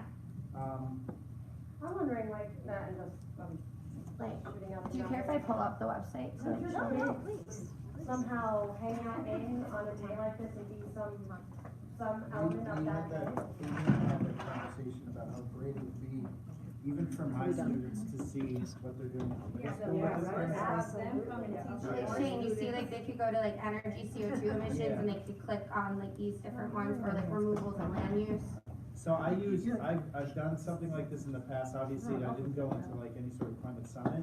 Or like I've sea used level Google rise. Sheets, Yeah. but this is so much better because and it was just global, it wasn't by country. Yeah. Is this just a website or is it something they have to download? No, it's just literally this website. They just go to this link and then they have access to all these graphs. Like we did sea level rise even, and like I didn't make them, we used a different site for that, but this incorporates that so they can put their data into that. It has like model validation. It's cool, and they like go through and they use these different graphs to see like what it is their like what reactions their like actions would have. But this is all free, like it didn't have any like problems on their Chromebooks, it didn't say like locked or like they had to download anything or allow anything, it's just the website. Cause for a CP class, I think it would be great, I have 24 kids in each class. I can very easily group them in pairs where I have a higher performing student with a lower performing student. And I think that it would really work well No, for definitely. those two to kind of, bounce off. For the higher performing student to kind of bring along the others, because obviously in a CP class, you do have a little bit more of a, gap in I mean, it students. should be a field trip for Fight for Green students to attend this, because then where do you take the actual changing of legislation? Where do you take the pressure from these findings? I mean, it's so tied into so many aspects of the curriculum. It's cool, it shows like the business as usual, so if we all just like keep on doing what we're doing, like it shows you that line where we'll stay with like temperature increase or sea level rise, so then they can see like what changes will move that line from where we're headed. So it like shows them that. It's good data analysis. It's easy to use too, super user friendly. I was gonna ask a question about the golden hour, is that? Yeah, please. For golden, what is not golden hour? I'm thinking it's Casey Musgrave. That's what happens when your girlfriend listens to a lot of country. With the Genius Hour, did you guys run into issues with, like, one is grading, and then secondly, that's in the curriculum, or curricula, I'm guessing, for 7th, 8th? Because, like, I think, like, it'd be such a cool thing to talk with, like, Liz, now Steve, about, like, incorporating that. Like, I would love to do that, it's like, that's what PBAs honestly should be. They should be the entire, they shouldn't be for a market. But I don't see why you couldn't, I mean, obviously they have to, you might run into an issue of them, like, and trying to reuse their project from previous years, but. So how do you guys grade that? There's a rubric, it's very, and what happens is you'll see, like, when Jackson came out, his presentation was live, but a lot of their presentations were via, like, a Google slide or a Prezi, where the goal is you put your project in action second, third market period, you plan it all first market period, and then you show us fourth market period, you document what you've done, and you show us, and that's kind of really what we look at. A lot of them did charity things, so the one picture was, they donated to, in Harrison to the jackets and toys and all different things that they collected, who collected, the problem we have with them is they think really globally. they think it has to be, when we say global, it can be in the community. So I had kids say like, I wanna shoe everybody in Africa. I go, okay, let's talk about that. Do you have a warehouse here and in Africa? They're like, no. I'm like, do you have a contact in Africa? They're like, no. I'm like, are you working on getting any of that? They're like, no. I'm like, then you're not want shoes. I'm like, then you're not shoeing Africa.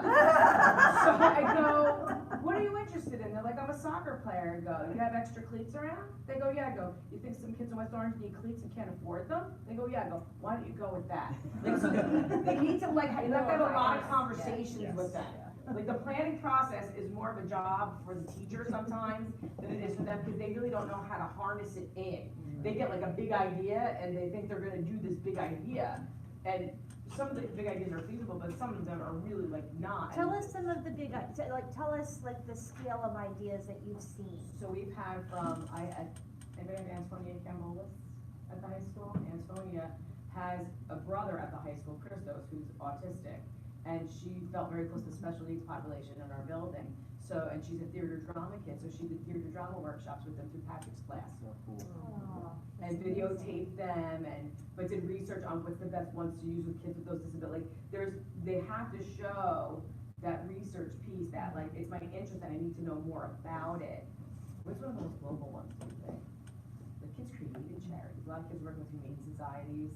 Yeah, I had a girl who raised money for the SADO project in Puerto Rico, like the Puppy Against the Dog was here from, so she did a lot of research on that and why it's necessary and why that particular organization, and then she actually raised $1,000. That's awesome. Through bake sales and donated that money, and she had a letter from the founder of the SADO project that said thank you so much for the money, and so she documented that throughout the entire year and then shared it through her presentation. I had a kid that deals with like a lot of emotional issues, and she's been through like a lot of therapy, and she did a lot of research, and she made like a teen blog page for kids to come to her with their problems, and she could like give them the best possible advice to like guide them through their problems. But we like made a whole website, and I still wanna see the Drake video. Yeah. So you have to put that on the I have to find my phone. Can I ask you, how do you manage that the whole time? Like, what are the, I know you have a structure for the marking periods, but like, what are they doing with you that you're like, oh, I know you're on track to complete something? So, we just did, I try and do once a marking period, really it's just second, third, and fourth, because first period is them choosing their projects, and I have to okay it, the parents have to okay it, and all that. Oh, the parents have to okay it too? Oh, that's cool. Because they have to do a lot of it at home. We have a formal proposal that they have to fill in, and once we think that their proposal is feasible, because a lot of this is done, the parents have to give the okay, so they have to bring that home and get it signed, and then bring it back. It's a lot of CYO kind of stuff too, like if at the end of the year, the parents are like, I had no idea they had this project, and it's because it's not done, then here's your signature, you do, then this was Do happening. you gallery all of the projects at a certain point at the end of 8th grade? Like, do you show them what each other has They done? present them. They present them? Yeah. To whom? Just to our classes, because if we were to try and do it all together with all of the honors classes, it would take 3 weeks. And again, I'm gonna toss the question, why just honors? Yeah. For us, it's for us, it's new. I mean, this is the second year we're doing it, but it's curriculum. It's the curriculum for 8th grade. That's half, right? honors. Wait, can we answer that? Half in 7th grade. Sorry. So how do okay. So, I just did a check-in. Yeah. Last week and the week before, because it took a long time for my class of 23. Yeah. But, I actually go on Power School and I take notes on what we talked about. So they have a check mark, like, okay, we checked in on this and such and such a date, and then they tell me what they have. They show me their project. They actually shared them all with me, but we both open them up and we take a look at them. And I ask them, assuming we're presenting the first week of June, how do you feel about where you are right now? Do you have questions? I had a couple kids say a month ago, can I change my topic? Because they feel like they hit a wall and they didn't know what to do. So I said yes, just because this is only the second year doing it, and I didn't want them to feel like they couldn't do their project. I don't want them to panic about it. So I did say yes, and they are honors kids, and they have a lot of work ethic, so I let them. But it's difficult because them thinking that they're prepared to present the first week of June might be different than how I feel that they're doing or ready-wise. But you kind of just have to ask them questions. Like, do you have this done? Do you have this done? What do you have left to do? How much of your presentation do you have created? And then I take notes about what we talked about and I give them suggestions. Everybody gets at least one suggestion on what they should do next. And I put that in Power School and they. You could also do like a time log. We did it last year with a time log where there was like each week in the first marking period, then a first marking period check-in, and they had to answer like certain questions. Right. Like, what's my topic? Where am I going next marking period? So it was like, here I am, this is where I need to go. And then second marking period, so I should be tying up my project. How am I gonna put it into actual action, third marking period? So there would be the time log, then the follow-up questions for each marking period, we would check in that, I checked in that by last marking period. It's kind of like a live and learn thing. Like I'm finding the time log Is a pain in the butt. extremely difficult to keep up with. Yeah. It's like every time they work on it, they're supposed to log and I'm supposed to sign it. And that's just, it's just not feasible. It's not realistic. So I like the questions at the end of each marking period. So I think what I'm gonna do next year is at the end of each marking period, hand them that set of questions. And so that they can at least look at them and think about them and then turn those into me so I can take a look at them on my own time and see if they are where Like, what they I are. did love about this is the kid that's not like Jackson, who I showed you, was the kid who I used to have to like, an honors kid that I used to have to like hand it in. It was due. Come on, buddy. What do you do? He had one of the best projects. He had one of the best projects, and he was so like when he was like, we have to schedule because my father has to bring it on his truck. We have to wheel it in somewhere. Like we had to do it in the auditorium with his class because we couldn't fit it in elevators or upstairs, and we were wondering if he was gonna get through the front door at some point. But this is a kid who, you go, holy crap, you could see Dad evidently had help, like saws were used. So Dad had to evidently help him with this, but I felt like it made a bonding experience for them. Sure. And showed me like, when you give this kid something he's really interested in, he works.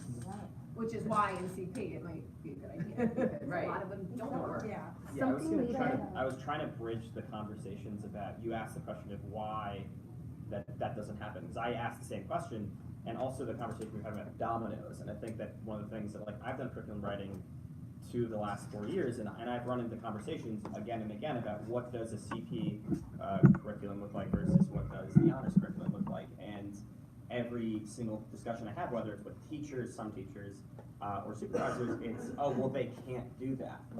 And I go, really? That sounds incredibly offensive. And it's so stupid, because really they're the same exact class. But why are we actually giving them different assignments? The PBA should be the same. Maybe you have to scale down the level of academic, let's use this word, rigor when it comes to, like there's websites that can change the Lexile level of, the reading level, change those things. I just don't get why. Or the amount of guidance you provide. Yeah. Like, I mean, that could be different. I think this is gonna come your way, because for at least I can speak towards our seventh grade curriculum which I'm writing. Our PBAs are building blocks to the final project, which will be Project Citizen, where they're gonna deal with the global issues. So as long as you're building throughout the year, doing different aspects of the project, I think it's completely feasible for an honors versus a gen ed class. Now, Yeah. you have to modify certain work and certain aspects, so you ask each population to do, but we've done it in a way which gen ed can still have a passion project and still be capable of doing the work, and honors still has that added rigor and a different piece that they have to do that makes it more honors level. As long as you're doing different aspects throughout the year and building towards it, I think that's completely feasible. And this is this year, you're saying that. For next year, we're simply Yeah, next 'cause year, so. I find like the curriculum discussion is beginning to shift over the last, and that may be a high up thing, but it's starting to shift a little bit. But even conversations I have with, I'm not gonna throw out people's names, but conversations I have with teachers, supervisors, I've had many at this point, who just make comments like, who was it, when we had this great meeting last month, and I met Diana. And Diana is gonna we're gonna have my ninth graders go see Mount Pleasant and go learn about the UN and how it operates. And I think that, like Shane was saying, it's a great opportunity. I run this across somebody in the building, I won't say who it is, and they go, well, you can't possibly bring 60 CP kids there. You can't possibly, I don't understand that attitude. If you can't do that because of, well, what happens if they say something? That's a metacognitive moment that we have to step into. And that is a domino and sitting on the edge of the plane that no one's actually leaping out of. So, I mean, kudos to you. Kudos to you for insisting on what's best for the kids. I want to toss this over really I'm quickly. gonna leave, but it's always great to plug in for like a little time, because I feel totally in charge. But, AJ Giuliani, do you know who he is? The 20% time. If you don't, just look him up, and he has a complete guide for the 20% time Genius Hour. He does a lot of like blogging about it, and he has a free, I don't know, I'm just seeing it now, like where you can take a 4-module course on like the steps within the Google, or not the Google, the 20% time of that Genius Hour. And he talks about his journey, you know, and it's not perfect. Rebecca Jacopelli is another one. She's our HAP teacher. She's a great one to plug into because, you know, in the whole HAP conversation, there isn't that grading piece, right? But that's, you find that the kids show up when we pursue passions, and you could definitely teach research into that and math, and they're all engaged in if they're pursuing their passion. So consider it. And I know from experience, we brought 20% time into 5th grade because that one year, like they did enrichment, they had like a marking period of enrichment, so they pursued passion projects. And we ran into that like big moonshot thinking and like trying to scale it down because they're going to save the world, they're big thinkers. But you want it to be something tangible that they can possibly. The big question is always, how are you going to do that? Yeah. I mean, And that's just it, like Right. you're They just don't know what they want to do, they just don't facilitator. know how they're gonna do it, and that's often the problem. Yeah, so, but kudos, continue on, great work, love it when I spend time with. I'm gonna show, I love the conversations that can come up because it kind of speaks to some of the next 2 things that I'm gonna ask us to participate in. Can I ask a quick question, Tori? Yes, please, go Do you guys still do Lancer talks over at Livingston High School? We do Lancer Talks. We've been doing it for I think 40 years now. It's, students volunteer to participate. It's not, maybe we have teachers and students that will volunteer. Sometimes teachers will be asked if they'll participate and share in a Lancer Talk, and we get sometimes 20, 30 students. Yeah, my cousin had done one, and I was just so blown away about the passion presentation that all these students had done. And Yeah, no, it's a the great way it was set up. opportunity. was Guys, just well, great. agreements. It comes out of our language arts department. It's coordinated by our language arts supervisor. I've always been trying to wrap my head around a way to bring that to West Orange, and just for kids who are passionate outside of school about things that they want to present on. And as I said, all the presentations I saw were just mind-blowingly amazing. Actually, I don't know what you're talking about. It's like a TED Talk. It's like a TED TED Talks, Talk, but we're the Lancers, so they're Lancer Talks, really cool. and students, usually, actually, it isn't always seniors, but students will give a talk, live talk in school. The teachers are asked if they have something sort of interesting or, personal that they might wanna share.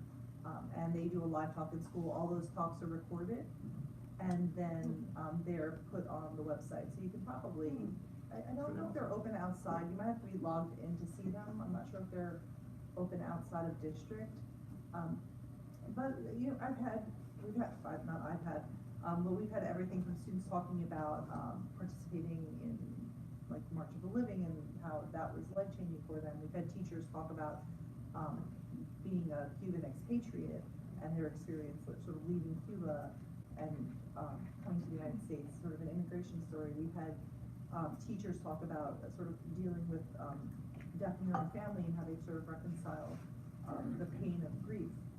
And they post all of the talks, and students are invited to come and sit in on the talks that they would like to sit in on, whether it's teacher or other student. And it's a fantastic, program. Does this happen Seems during cool. school, after school, or? It happens, I don't remember offhand. It's after school.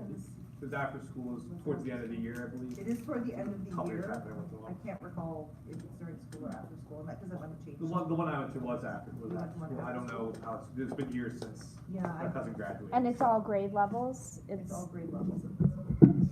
What a great idea. Please do, yeah, They have multimedia behind them on the screen. It's not if they want. So some will take advantage of multimedia behind them. Some will just do a straight talk. This is something I have the best spot in my library. Yeah. It sounded like it's just like a perfect. What's great though I've been is trying to talk people into doing something like this. so they have I'm gonna different, push it.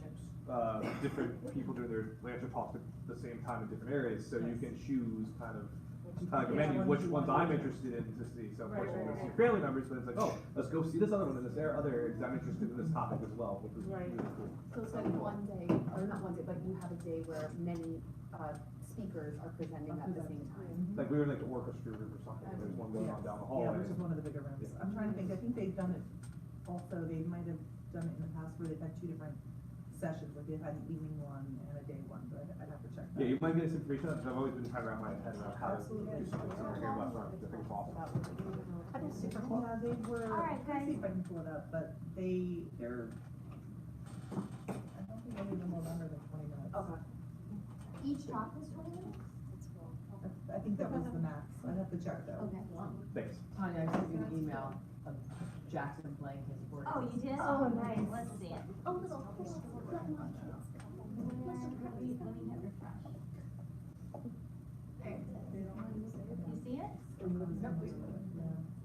It's from my home email, because it came from my phone. Oh, okay. There There it we is. go. He found out that he was trying to play the signature like PVC pipes with his hands and it would hurt. Oh.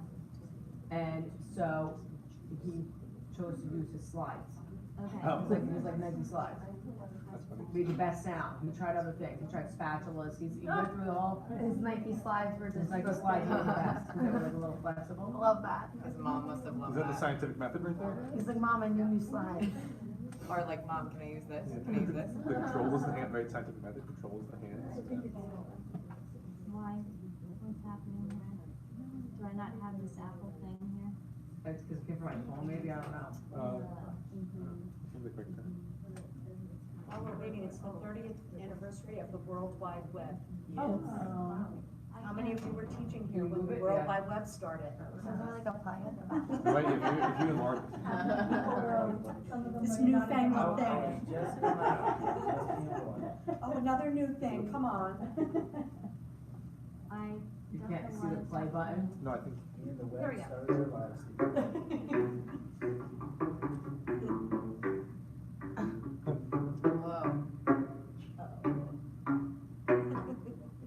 Despacito. I'm sorry, it was Despacito, not Drake. It was Despacito. Just as happy. Just as happy. He like kids come up and try it, like he's like, who knows how to play the piano, because it's the same as like piano. Cool, that's awesome. Seriously, I love it. All right, so wonderful. So we're gonna have time to jump into these in a second. I just wanted to show you two more things. I was really taken by Alan November, our last TED Talk, and the introduction of Prism. So what I did was I wanted to play around with Prism, and I selected an article. Let me see if I can get rid of this little floaty thing here.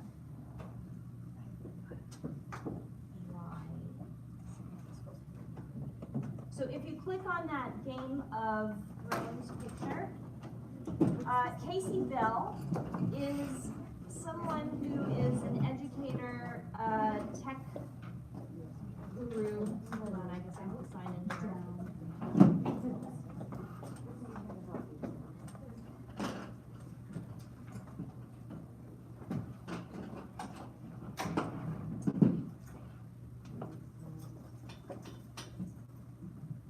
Now it's Despacito stuff. Yeah, it's not really. I've been Thanks, listening to Jackson. it again this past week. All right, so Casey Bell is a wonderful tech integration specialist, coach. She's out of Texas. She has some wonderful ideas, and she also has a web. She just is wonderful to follow. But she wrote this article, and I think it is still really timely, and I wanted to take an article that we were going to read and use Prism. So you've been invited into this article. It's called Change is Coming, and I'm going to ask you to use these highlighters. This is making me rethink my practice. I'm having a defensive moment when I read this. I'd like to argue this point. And then if you want to erase your anything that you've started, go ahead and erase. So basically you always get 3 colors. You get to set the criteria of what someone is looking for in the article. So I just wanted to give us an experience of what it is to use it like a student, and then we can talk about how you set up the account and create it. Okay, so it's called Prism. Did everybody access it okay? We have to sign it. Yes, ma'am. You probably, you have to just sign sign up, you in. can't just access the, Oh, you can click on the Google button and it will log you in with your school account. And then once you're signed in, if you click on the slide again, it'll bring you to this article. Okay, so what you're doing right now is you're gonna read this article and you're going to select one of the colors and, this is all an experiment, because I've created one, but I don't know what it looks like to look at your responses, so we will see. I'm gonna throw my computer on That was me yesterday. Mine's just so slow. Mercury's in retrograde, guys. I'm like still trying to click through the slides and it's like one slide every 30 seconds. It says, in her, no, in her presentation, it says D in it with others, like. Oh, that one. But when I could sign in, I could open it out. I think it's.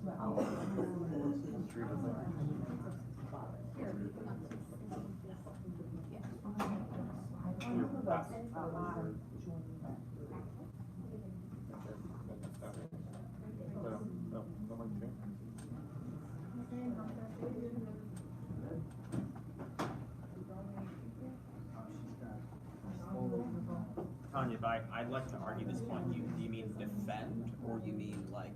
I just, I wanna talk, I'm not sure I agree with it, I would like to. Okay, like disagree Yeah, slightly. disagree, Okay. Tanya, you've added them all to a prism, is that right? I added the article to the prism, and then you build, there's 3 highlighter colors, and you set up your criteria, and now I actually don't know what's gonna happen. I mean, I saw what happened for Al in November, but it's gonna be interesting to see what happens now, I have no idea. And you click on and then you can highlight. Sure. I bet you can also.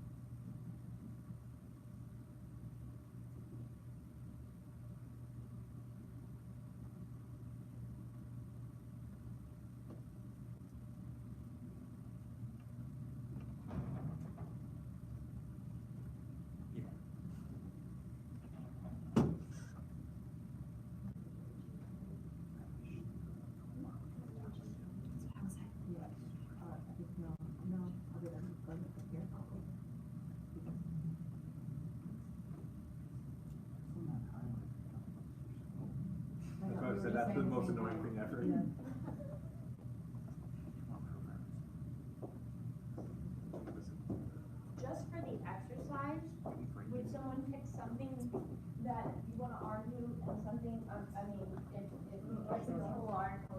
Yeah, well, that hit me in a kind of, I got nothing.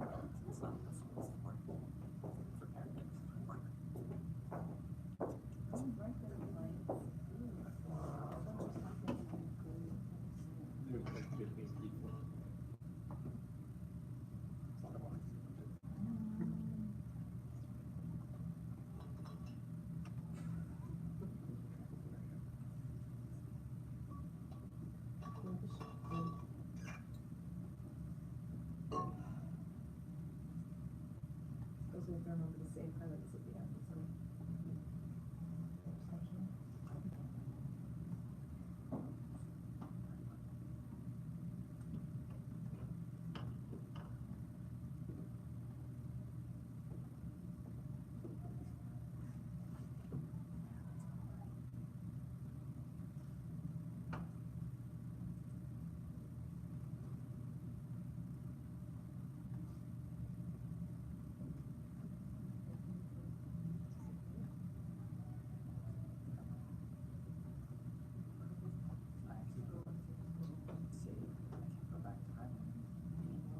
So if you hit save, it will restart. Wait, how do you go back and edit? No, that's what I'm asking, I haven't hit Oh, I don't save know. yet. I accidentally hit save time. You hit save? By accident, can I go, I can't go back though. I just hit that. I don't know if you can, or tell me if you can or if you I can't. go back and then it's all gone. Yeah, it is, it's gone once you go back. Oh, it's all But- gone, so but like- somehow you registered it, and then can you do it Yep. again, or can you I do don't it? know, let me try. Let's try it. I hit save, but then there's a button that said highlight text. And then that worked? Oh, but everything stopped, yep. Yeah, that was mine. Oh, no.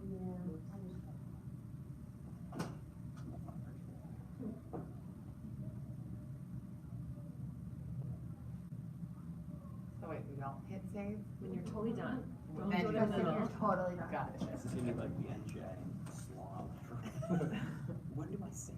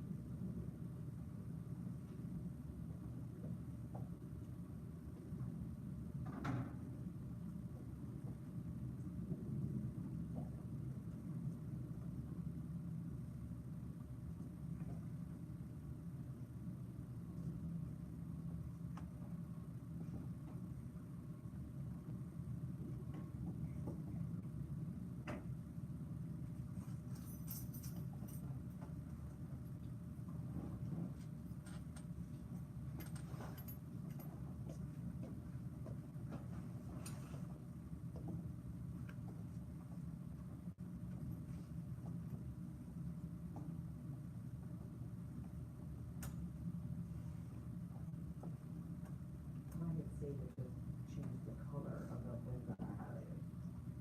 Highlights one way, but it made the text that color.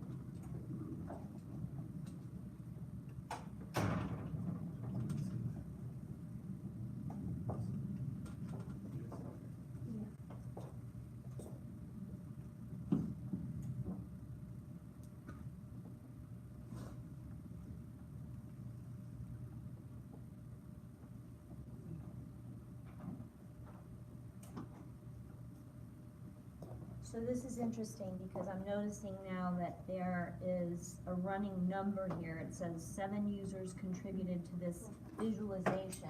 I don't think your contribution is registered till you hit save my highlights, right? Yeah.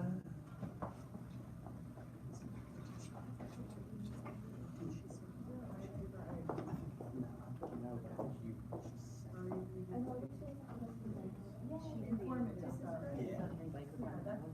Pretty much a lot of the article, I feel like they're only focusing on like negatives.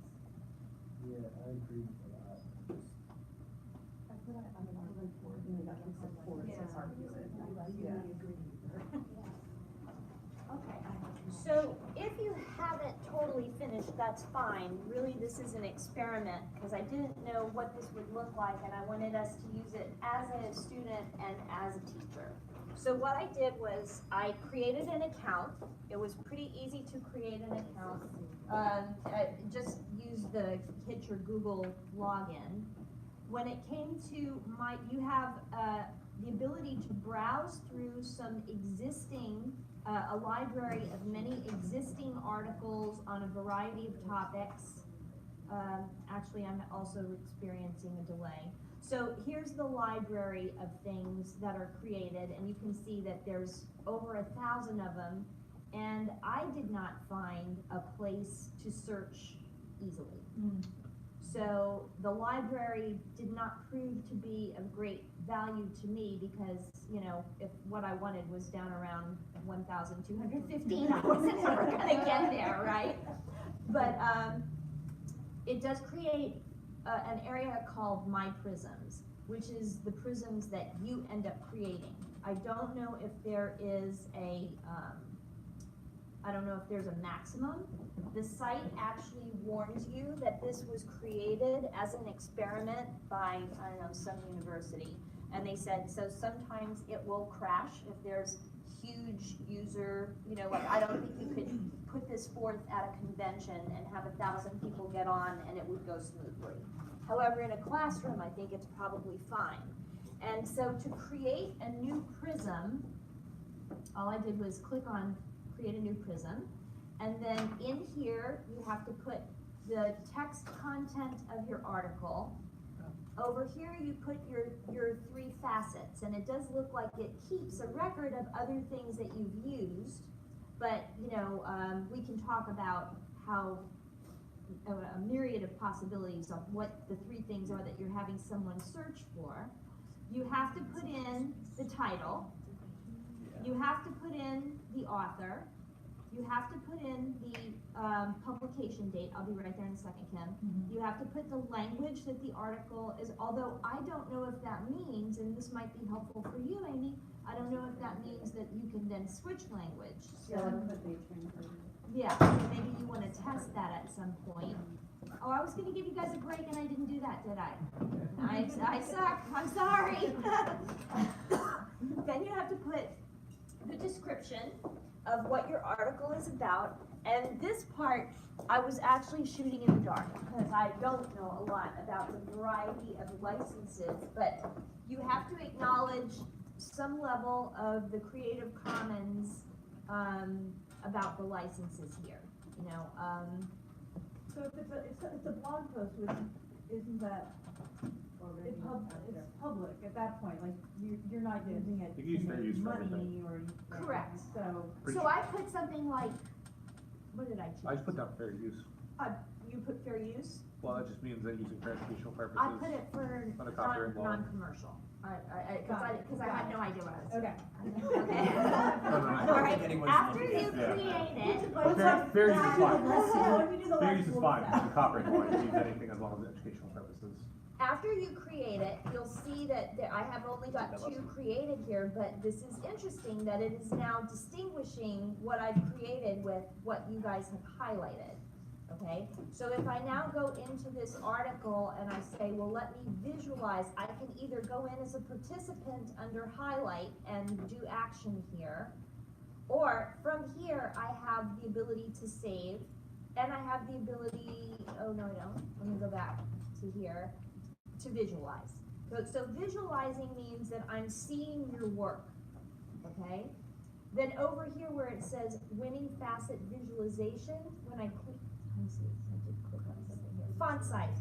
Font size visualization is now going to take, it will create a larger font when more people selected that sentence. So you can now elevate discussion on the largest fonts, but you can see everybody is registering, I'm rethinking that, and then, levy a conversation around it. Is it color coding? That's the blues, that is, it's color Yes. coding and sizing? It is color coding and sizing. Now, the thing is, I don't know, let me see what happens if I say, oh, cool, so I just click on the color, and then it goes to the next thing. So, Don't create new colors. it will not create, you It's not you gonna only get 3 blend. colors.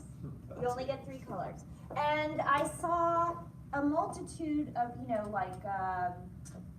something that you understand, so what do you not understand? What's a word you don't understand?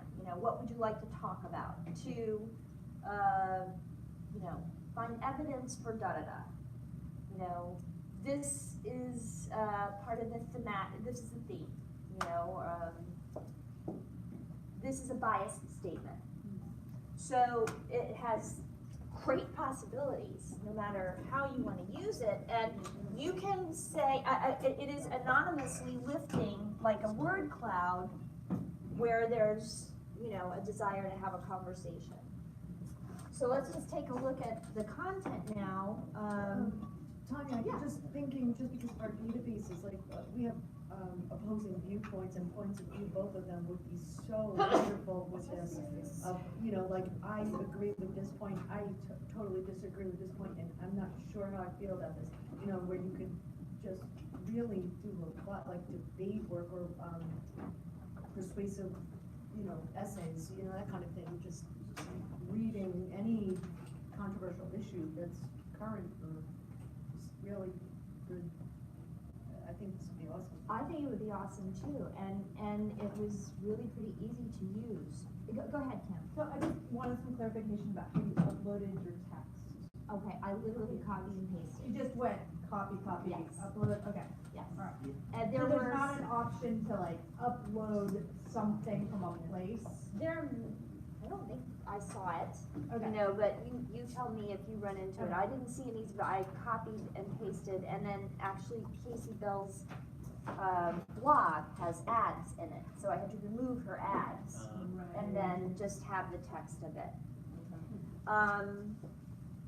Can you get back to your own highlights, like without everyone else's? Like I was trying to find mine and I just want to see my own here. That's a great question. I don't think that there's a way that I can, and when I created this, I believe I checked unlisted, so I am not looking at the own observations of a single person, I'm looking at the collective. I don't know if that was because I created one. Maybe you'll test it, Janelle, and tell me what you see. But I thought that this was a great way to discuss something. Yeah, but what's interesting is it sounds like if you were using this in multiple classes, you'd have to upload it 3 times and have 3 different ones in order to get that class's highlights, right? Now, let me see if there's a way here to, let's look at my button options, because maybe there's a way to save it or to screenshot it. See, this puts me back in edit mode. I don't want to go there. Winning facet. This is just showing me everything, but not, it was font visualization that really talked about quantity. And I don't think I see a place, no, let me see what this, if I want to select a word. Oh, so that's interesting. I can, this would be great if you were identifying, a word that made you highly confused in the text. Now, I'm not seeing a way to, hold on, let me see. If I go back to my prisms.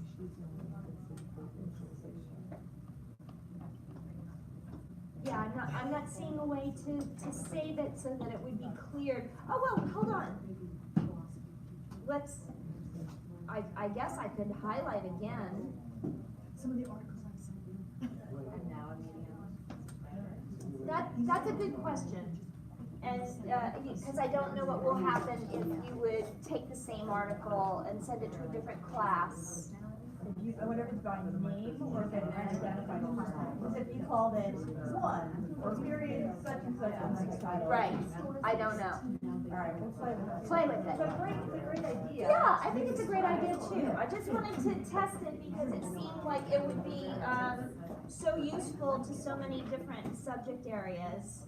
And, it's accessible. Prism is prism.scholarslab.org. So if you want to capture that URL, prism.scholarslab.org. And I think there's a place where you can ask for questions, and there's a forum. All right, so some possible, things that you could discuss: pro, con, opinion, fact. This is a source for a statistical deep dive. Here's an article. Where would you go from this article? A springing point. Areas where you'd welcome discussion, difficult text evidence, proof of certain points, literary elements, character traits. So I think, it's useful in a lot of ways. And then the next thing I'm really excited about, so Flipgrid is amazing, and Flipgrid has been doing this app mash. Smash. And teachers all over have been submitting their ideas for the way that they combine Flipgrid with a multitude of other applications. And then in a March Madness fashion, like you're doing with your books, Bev, you vote up, the app smashes that you think are most useful, and then there's gonna be a winner. So there's a whole online component, and it got too complicated for me. But this was really interesting because I loved this. So this is combining Wakelet and Flipgrid. And I'm gonna play you this Randall's suggestion because Randall's wonderful. What's called Wakelet, I will show you in 1 second. We're gonna do this, okay? Hey guys, we are going to take this awesome tool called Wakelet and smash it up with your favorite Flipgrid. So we're going to have an eclectic array of voices all in one place with multiple things going on and curating everything all together. So take a look, and this is how it works. All right, so we set up a Flipgrid page where we can have article reviews for the staff. So it's basically a lit review, and the staff went in and they read some literature and they went in to report on the items that they read. So this was awesome because they all read individual items and were able to garnish their voice about what they read in their articles. And now we're going to curate them. So the next step is to scroll down and then hit the copy button, and you can copy the URL for this specific video. And next I go to Wakelet, which is a cool tool. Okay, inside of Wakelet I created a collection. This is our collection of our articles that we read from the Harvard Graduate School of Education. So every teacher chose an article of their liking, and then they just went into Flipgrid and created a video review of that article. And then we inserted and smashed up the articles and the video reviews and the SoundClouds and multiple things inside of Wakelet. And this is what it looks like when you look at a teacher's link that they inserted about an item that they read. And now you have clear context as to what the teacher was talking about, and then you can go in and read the article. So we share these with our community, with our families, with our other colleagues. So other colleagues have access to this Wakelet, and they can go in and see all of the details from the articles that they did not read, but they could hear their colleagues talking about it. So for instance, if I scroll through my Wakelet collection of all of my Flipgrids, there's one about bringing controversial books into the classroom. Then I can just look into this article. I did not read it. I listened to one of my colleagues talk about it, but now I can click on that link and get all the details because it intrigued me and it's going to help me grow as a professional. So this is an awesome mashup between Wakelet and Flipgrid to build more context about the learning and really deepen the learning experience. Everyone, my name is Heidi Schroep. So, what I did was, linked here to this slide is a Flipgrid where it's open to the public, okay? And pretty much what I've done is I recorded two thoughts about 2 articles that I read. And then over here, under the W, I created a Wakelet. So what Wakelet is, Wakelet, I do believe, what other contributors know who you are? Add your name. Do I have to?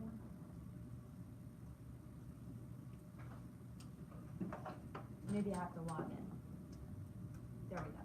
So the Wakelet is a lot like Padlet. It is a common space that you can make as specific as you and your friend, or it can be as public as the world. And you curate material there. So what I did was I created, I put a couple of articles that have really interested me, and then I recorded a Flipgrid about me discussing why I selected that article. So I don't know if I'm doing it quite like Randall did it, but let's see. So when you publish it, here's the article, here's my thoughts about the article. So the article is what happens when teachers connect. And when I play this was picking up the URL of my Flipgrid recording. Oh, looking beautiful, Tanya. Hi, my name is Tanya Thomasy, and I came across an article that I'd like to share with you. It's written by Terry Hike, I think that's how you say his name, and it's entitled, What Happens When Teachers Connect? He is the founder and main writer for a blog known as Teach Thought, and I thought this article was really interesting. I know that it's overwhelming. A teacher has so many things to do. But one of the things that technology does is it allows you to make connections in your own time and really be abreast of where the field is. So one of the things that he said in his article that really made me think was that it pushes my thinking, and connecting with teachers makes me be aware of where the field is and what is happening in other classrooms, even if they're not my neighbors, what is happening in education right now. And I thought that the whole article was succinct and really interesting to read. Sometimes it's almost confrontational because technology is changing so quickly. It's just very interesting to see teachers who are using it in novel ways, and I find that it lifts my game. And there's no way that I'm writing this bull really well, so just giving myself little goals, and I do that by looking and connecting with other teachers and seeing what they're doing as well, and how clearly it's engaging their students. Anyway, I encourage you to read the article. I thought it was really interesting. And so what I did was I put a 2-minute, 30-second limit on the length of the amount that you could say about something.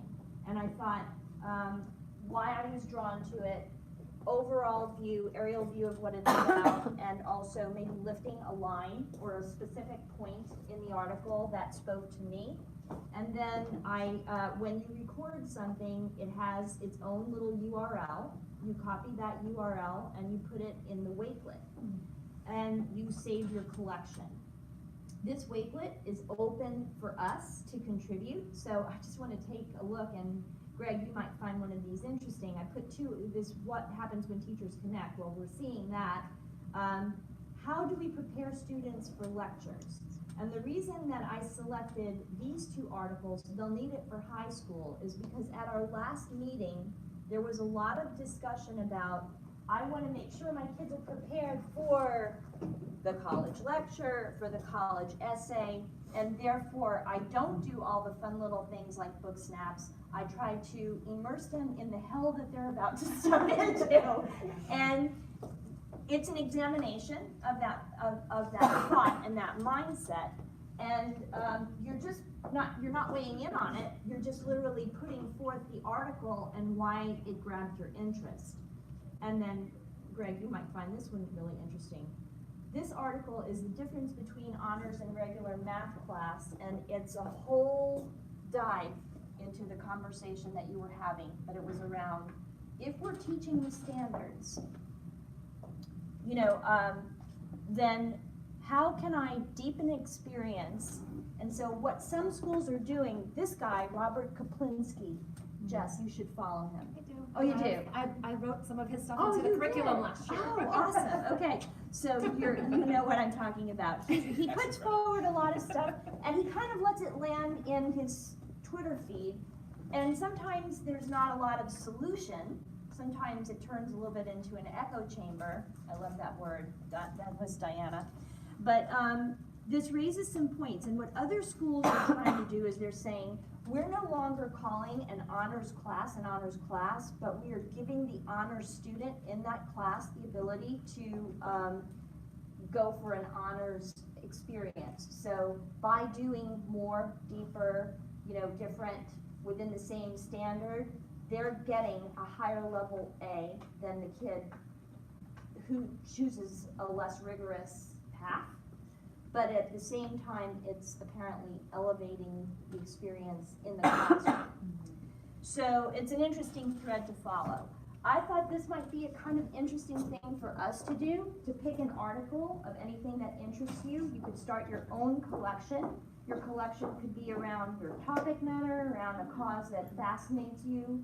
One little Flipgrid recording, and then it's like a literary review. But I thought, Deb, this could be fabulous if teachers wanted to make my favorite novel or my read of the month, or, you know, I was thinking also that Laura and Tracy, this could be a great, you know, this might be a marking period 1, you know, stepping stone of here are articles that I found or research that I found for my project and why I'm working on it. I mean, you know, who knows? So, So what's the advantage to a Wakelet over just a Google site? Good question, and to tell you the truth, I don't know, except Wakelet has just been bought by Flipgrid. So I'm thinking that Flipgrid is seeing some possibility in Wakelet that's not happening in Padlet. And Wakelet allows you to archive. So let me show you what it looks like when you add new material. Let's say that I'm going to, you edit your existing collection, or you can start a new collection. You pick your background, you pick a picture of your collection thread, and then to add something, you hit the plus, and then you either add one of these different things with a URL, and then you republish and exit. So a staff, you know, let's say, I was thinking even, I'd like to show this to administration, because maybe I want to rotate. This time we'll have a science article. You know, next time we'll have an English article, and I'd like, you know, you could maybe even vote up like an interesting article to bring to your attention at a faculty meeting, but it's, you can make it participatory. Can you load things like Edpuzzles? Like, can you go that direction? Things like that, so what I'm wondering is like, to your point, yesterday's meeting could have been an Edpuzzle for staff on if they needed us to answer questions to confirm we actually learned what we're supposed to do. Well, let's see, can you guys, this is a public one. That would be. I would like to see if you guys can come in and just hit the plus on this collection. Can you? You can, You yeah. can? Yeah. All right, so if everybody, let's just say, finds an article that they recently read. I mean, I opened up my Twitter feed and I just went to an article that I found fascinating and popped in the URL. Again, this is another grand experiment, and we're gonna see what happens, because I have no idea what's gonna happen. Okay, wait, am I supposed to, where did I go? Oh, this is, let me close all my prisms. So Kim, from my experimentation, it looks a lot like a Google website where you have different pages for different content, but it's like in a stream fashion. you Yeah, know, so it's like really a nice, road, and it's just like Just easy one to page use. scroll. Yeah. Well, Janelle, you have Edpuzzles, right? Can you try loading one in here, and let's just see what happens, because I have no idea what's gonna happen. The internet will explode. You can also start a separate collection if you wanted to start one, let's say, for your department. So like, Amy, if you found something interesting, best practices for non-ESL teachers and ESL teachers in the room. I mean, you know, so what's beautiful about this is I can integrate this Wakelet page in the faculty lounge. And now you could go to the faculty lounge, and if I'm seeking an article, you know, maybe supply one. Again, trying to address all the ways that we don't have time and all the ways that we could make something available to you on your private time, you know. So the PD is more Dynamic. Yeah. I actually went through that presentation and I thought that there were some interesting things. About Cheryl? About yesterday. Yeah.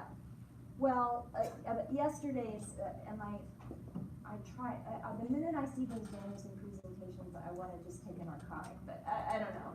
It's just, you know, I just look at it and I think to myself. But wasn't it made by the Department of Ed for the state? Which is why they're in compliance. The best part was there was a cell phone emoji, like what is, I don't know what they call it, it's not an emoji, because that was for Icon? Yeah, no, but like the old PowerPoint, you would upload what it was called, clip art. It was seriously clip art, and it was a cell phone from like, you know, like 2003. I was like, what? Funny. Oh, it was yesterday. Wow. It's like. I fell asleep around like 5:62. It's literally the same presentation we've done last 4 years. And then we got to 580 total, and I was like, Look at the page we made these things. What a job.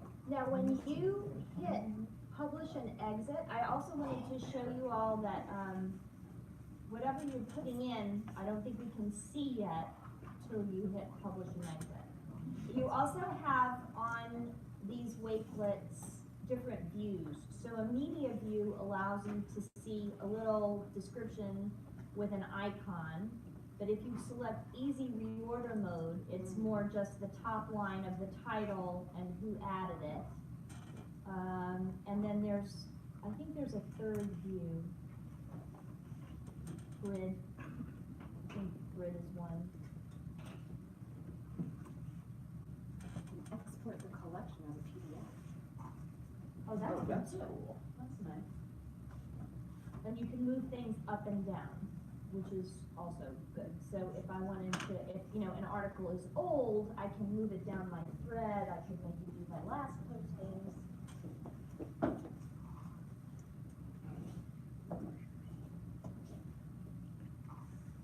you can put I just tried to find that puzzle in there, you can put it in there, I don't know what it'll do. You can? Okay, let's. I haven't tried what it'll do Oh, once it's good. in there. Is this, But it'll oh, load. so let's see. So here's an end puzzle. Hi. You know, it works. I think a more relevant question is, where did all my paycheck money go? I really wanna watch this. So, by the way, this is what an ed puzzle insertion looks like. So over here would be now your question, and you can't scrub ahead to the next question, was what you can't, I can't just drag there's no, control there. Now, what happens if I skip a question, Janelle? I have to go back? Well, let's see what happens. Portions of your paycheck are deducted every pay period. They are listed here as withholdings because they are withheld from your paycheck. And over here, oh, that's. I think that's just volume. That's just volume. Okay. Oh, that's interesting. And then you can share these. That's so cool.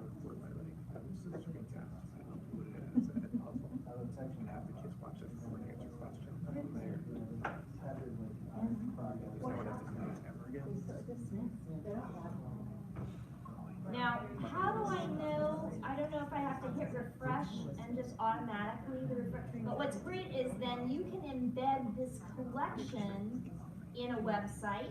So you can either curate information or you can have your students curate information.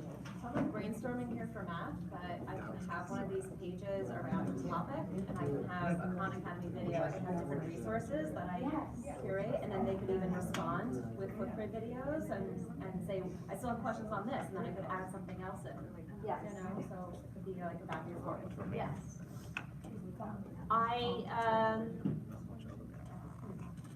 I'm comfortable, for me, Padlet, I agree, I would just as soon use a Google site, but, Diana loves Padlet and the conversations that are possible here, and apparently, people are getting more and more acquainted to Wakelet, so I wanted to show it to you.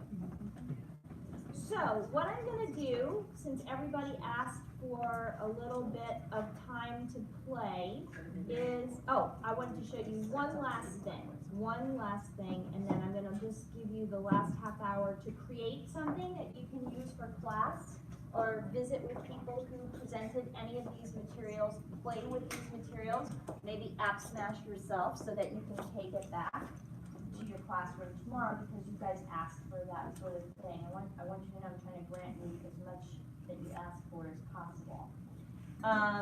The last thing, I'm putting together, based off of what came out of that K-12 meeting, which was amazing, I put together authentic learning experiences within West Warren Public Schools. And in all honesty, there's a lot happening at the lower grade levels, and there's not a lot happening in our classroom. There's a lot happening, I mean, like Cindy, or maybe people haven't contributed it yet, I know that your department, is creating wood toys for the community and doing things for the community, lights for other communities. Somehow, I don't know why there's not a sense of, let me contribute that so you can amplify that too. I'd like to make that relationship better, and maybe it's just a conversation. But I want to show, because your department does so much that's immediately, we fix other teachers' cars, all of that. But I'm saying in your typical classroom, there's not a lot of beyond the teacher design. And I think we need to think about that, because authentic learning is not a simulation. It's literally making the general public your audience. It's trusting your students to turn it over to the real world. And that ends up adding a whole different level of buy-in. The other thing that I'm not going to go through the presentation because you saw most of it, but this is a wonderful site. Google is really understanding that teachers are their future, not their future, but the world. So this is a website, if you click on it, of really dynamic lessons on researching. And there are lesson plans. So what's great about this is the lesson plans are broken down in beginner, intermediate, and advanced levels. And it shows you how to, it gives you tiny tasks, and then it allows you in a class period to go through that experience. And I might say that if I were designing curriculum, I'd want to run through this column in my elementaries, I would want to run through this in my middle schools, and I would want to run through this in high school if I were designing a scalable overall thing. But, again, Deb, I just put this here so you can think about it too. They're superb lessons. And I found that the beginners, I'm going to try to go through all of them myself because I did not know a lot of stuff here. And you can see that they're not that long. They're about 27, 30 slides max. They lead you to the next thing. Someone talks to you through the whole experience. The YouTube videos are short, and they're from the designers of Google on how to use the most advanced search engine, in the world. So this is great for how do I research. So what I'm going to do for our last half hour, before we take our lunch break, is just let you work and create, and if you want to saddle up next to a friend, or if you want to discuss how maybe we could work on something together, you looking at this aspect of the unit, you looking at another. Is there a way that we could bridge schools? How can I create an experience using some of these tools that were just shown in the demo slam, etc. Right? And then at 12 o'clock, we'll take our hour break. So that you get that. Try to figure out, so when Yeah, it's.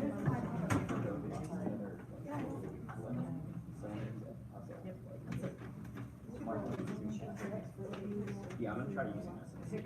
Right now, I'm not teaching, the teachers are running, so.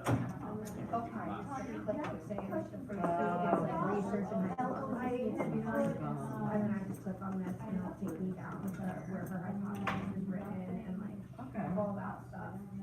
So like I can kind of check in that way since this is on here. Right. I mean, but then you have your students that don't take their journals and or like do it like on something different.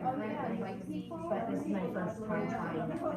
Invite us all. I want to understand how. During the process. So how, like, do you share the one document in Google Classroom and then all, like, it makes a copy for all of them? Yes. How do you do it? Honestly, that's probably an easier way, yeah, at the beginning of the project, to just like give them a blank document, or like even give them the template with the table of contents or whatever, and have them set up that way. This was my first time trying it, so I just had them share with me the link, they had to post the link to it, and like add me as a collaborator, or whatever, but that sounds like it would be easier, so I'd automatically have ownership of it.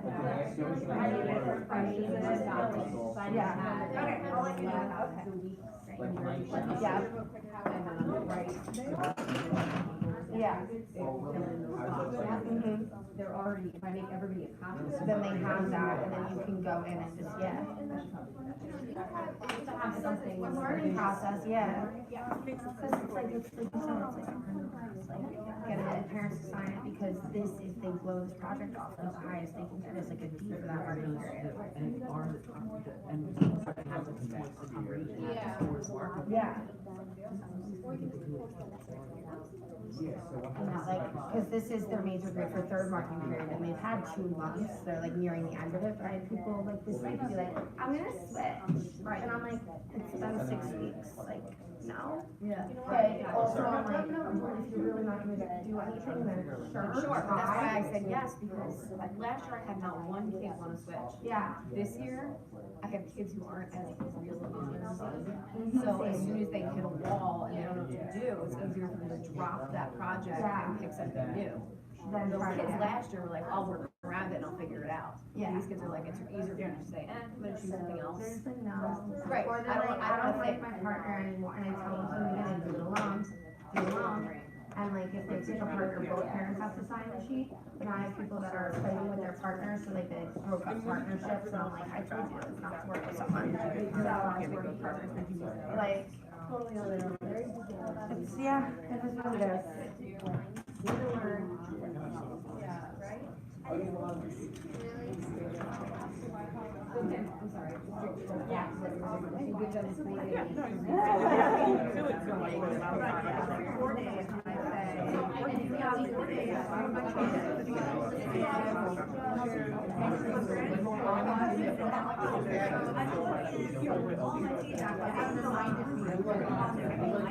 4 of their work after I've done it, but obviously. So it's more that you mentioned, the fact that I have already filled in for them.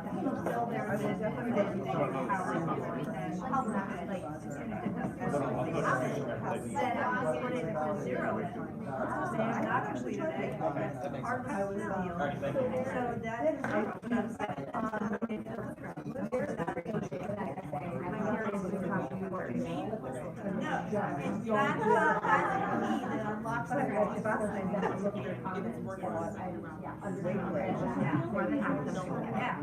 That's a whole verbal vibe. Yeah.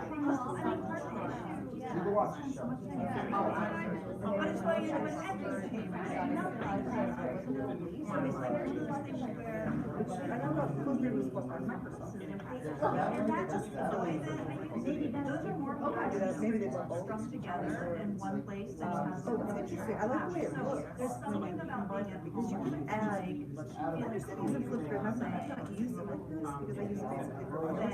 You can connect, you can add a link to the.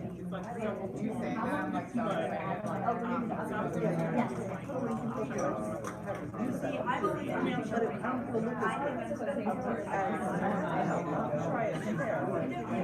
essays that take long, right? If there's not a lecture, well, it doesn't take as long. It doesn't take as long. I feel like I spend, there are times I spend, internet work on a point of why I have to do it. And there are other times like how much faster I have to put on the they don't read or do anything. Plus, I will receive some right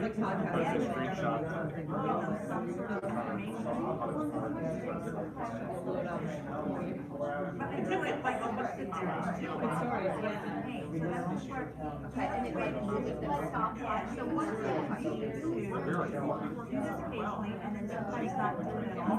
We know of these things that have Like that would be a lot of fun to do. So like sometimes you're doing canvas, and sometimes you're like, you need to go back and like verbal. Then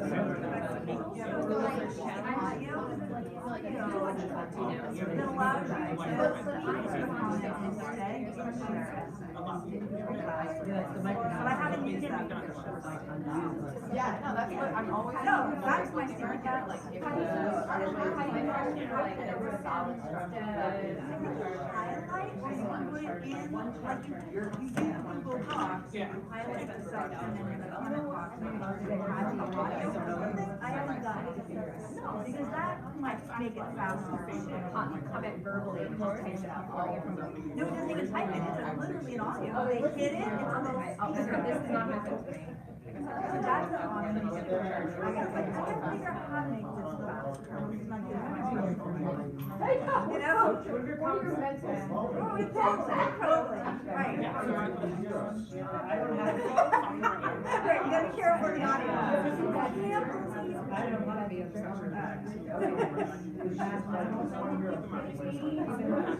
And like double under. That's how you feel. Raspberry pencils that have a peel. Oh, yes, yes.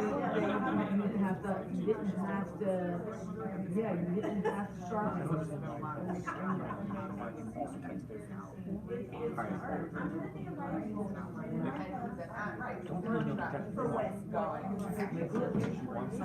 Because on top of the subject, right? She wants to do a presentation on relationships. And explain, take one problem you got wrong and explain where your thinking went.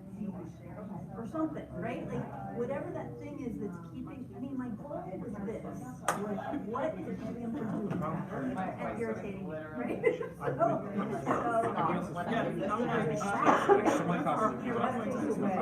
Choose one thing and then explain it to me.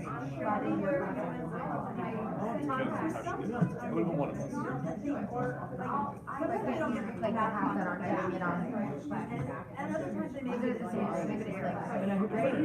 Period 1 and 6 will get it on Wednesday. Periods 3 and 7 will get it on Thursday. See what the other class did the other day. I would do. Flexibility. No, because my other class is somebody else, but my ICR class, I see ICR. But I'll use it, but I'll use it for ICRs. Kind of catch them up. Oh, yeah, regardless of your class. They'll be Yeah. That's gonna happen no matter what. Like my, One day. my senior. And if they get the fifth grade, they definitely are reflecting, even if they got it wrong, I feel like, and then they're like, oh, okay, whatever. is here and there, not thematically about it. Yeah. So I'm in. I have not done like, okay, I find that they don't really, most of them don't do homework. I'm not doing it one-on-one, I'm sitting down and talking. I'm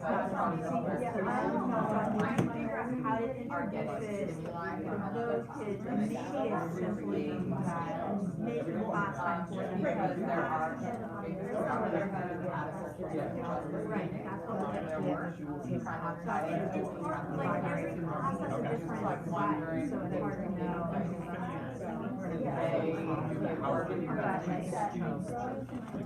They're always my level will round up like.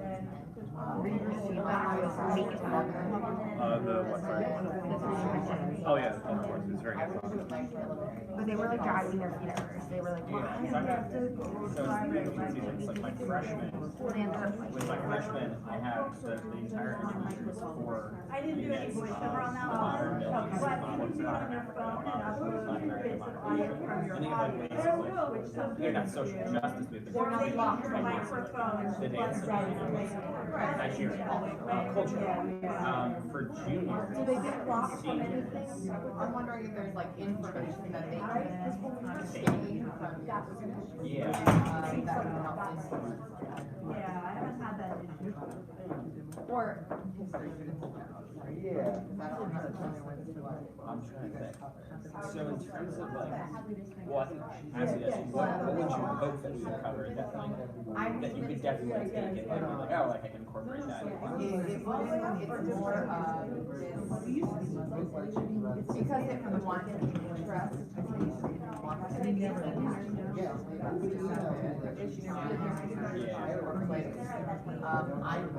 I'm open, but I would want a result that expresses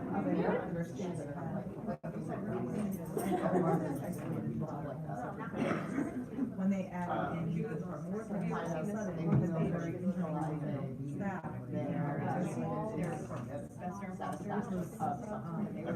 What is that about? You know, what draws that? They are so cute, their daughters are in terms of. Something I can see it working would be like No, because in the US change in our structure of our junior building, class so and they all added kids on to the building. Um, And when they added on to the they building, they do decided to vision put in on partnership social workers. movements of the 50s, And once they 60s, did, and it you actually know, created more space for black teachers, support, but so then of course we did like the isolated partners LGBTQ from each other. Depending on where it is. the 70s, the 30s, the 60s, and 70s. The power movement, you know, Native American movement in America. This is a unit called, I don't know if it's a unit, it's a part of the curriculum. You know, we have these gigantic units now, but this is the curriculum. So like I think the unit is like entirely, it's like, you know, post-World War II American society or something like lame. But that's like a, you know, we spent like a month probably doing that. And then as we do these projects where, you know, like, so my teachers taught, the civil rights movement, like five lessons. And then each of them were assigned to answer questions while they like one was given basketball together, some was given. I might screen that, I might do like, I might screen cast like notes, like from partial notes. And then some were doing like larger activities. That way, not just some made up video, but it's meeting and quick little lecture parts. And they have like make a documentary about that. I can see where there might be like streamlining. But that would be the only time in those classes. Let's just do like, there's like a whole like and maybe like do the project at the end of the year. I'm trying to think of how like most people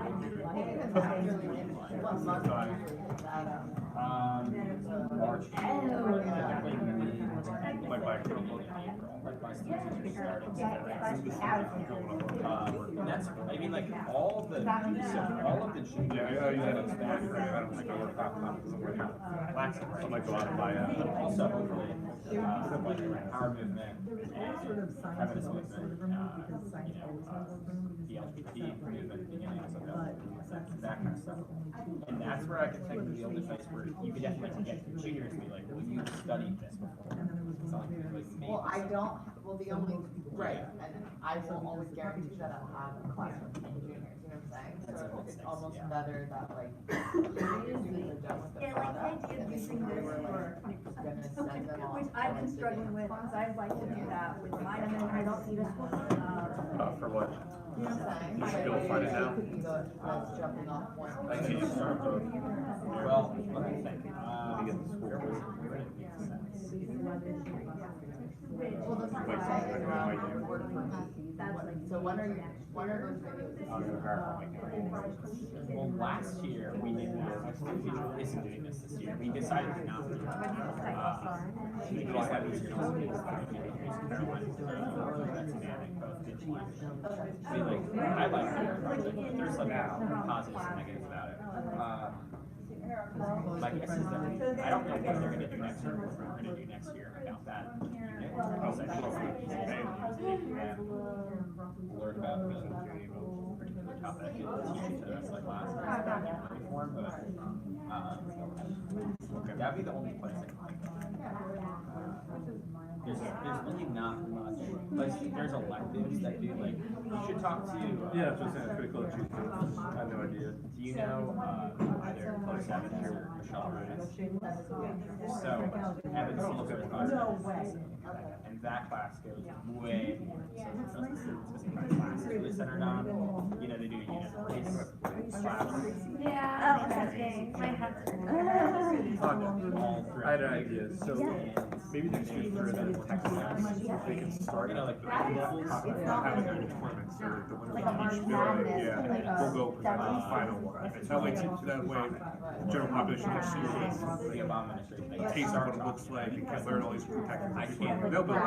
Yeah, and maybe that will increase interest for people to come support their school, like, is your school champion, come support your school champion. That's a good idea. We might not get that off. Next year, I think for next year. March Madness inspired, Yeah. And it's. I was just thinking how often, like, I know I'll be there, so like, how often will be for like teachers that might not have the time to see what's going on at their school and the industry. Yeah. So. That's like an incentive. And then at least they can see what's going on in their school, what teachers are already used in the different departments, and then at least they see that, and then it hopefully get inspired us to, you know, let's go support our school champion at the slam of champions or something like that, so. In line. They also do stuff that's like. Yeah. I can make references to certain things. Yeah. Like I've been using Screencast 500 this year, not even for, like, I know it's really used as a teacher tool, but I choose it for them because we do our, Bill of Rights parody graphs. And I'm sure their lyrics go so quickly that kids can't really understand what they're saying. So this year I had them record, and then I would have them scroll down their lyrics page as they recorded themselves, so you can see the lyrics as they're rapping. Some people did like actual like PowerPoints that accompanied it and played that while having to mix it stuff. Yeah, kids love that. You know, an experience. The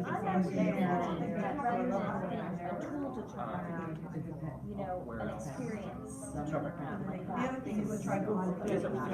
It is. But that's not social justice, it's like cultural anthropology. That's like, that's also, you should talk to, We don't use it a lot, I just think I would like to explore a little bit more, but cultural I see the that's actually her possibilities. favorite. She's 7 and stuff, so she knows it's better. It's a useful reason.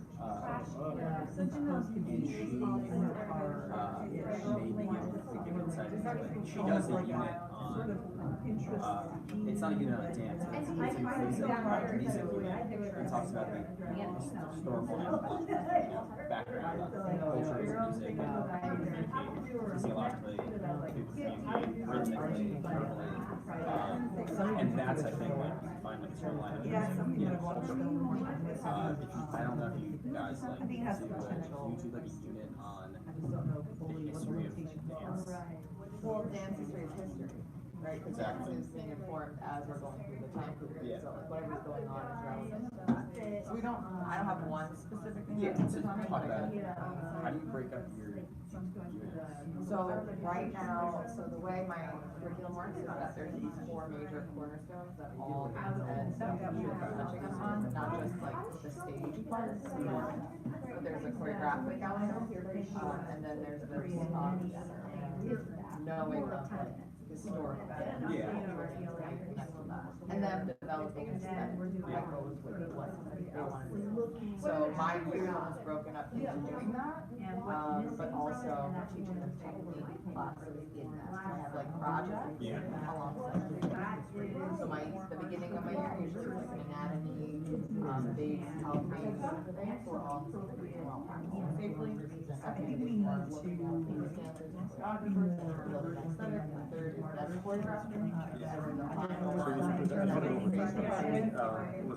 but I do know that. Yeah, I would say that you're doing stuff like Adobe Spark. in that culture, the choreographers, they may be able to like make ties to, back one. Also, because she teaches so much. One day. We're doing Project Citizen, so Is being required to community, state, national. humanities, national learning. Websites, and they have to talk about how different branches are going to evolve to solve that. You have to worry less about what you're searching. So, it's not. And I think a lot of it's, What we're building towards our first PBA is just like, talk about how to create an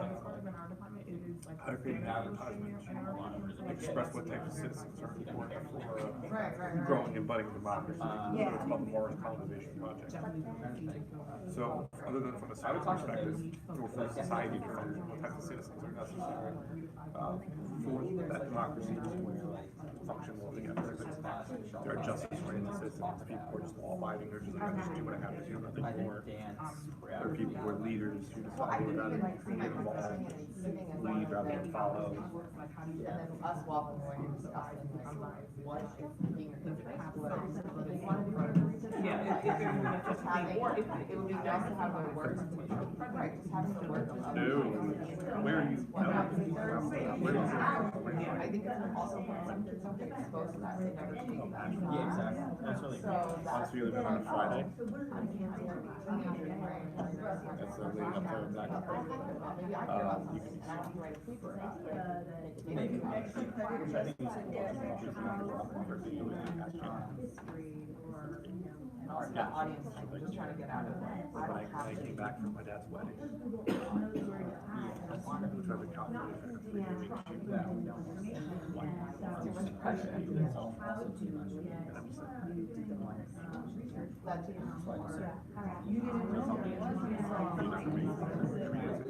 Without traffic, you get a 30-minute ride at 3:30, and you go in, it's about an hour to get through customer, PSA, and then to make your flight.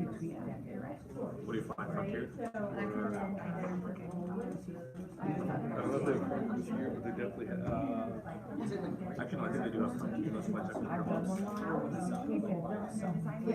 I'm always there. It's, you know, it's like,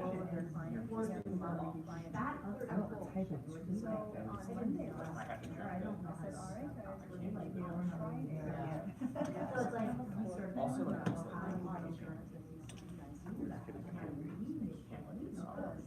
You know what's interesting, I just came across the article recently. but I feel like That I thought was really fascinating, I'm still there doing it. fascinating thing to think about. It was about moderators of. Do you think that's something that's actually, The more they He just doesn't know how to do it. the more they start to themselves on conspiracy posts, even if they don't agree with it, because they are moderating it, and you're seeing it over and over again. That starts to shift you around. You guys can try it, you're like, look at my mom. Which is That's the crazy, issue. when you think about the impact of just seeing that, you recognize you are looking at that critically, and then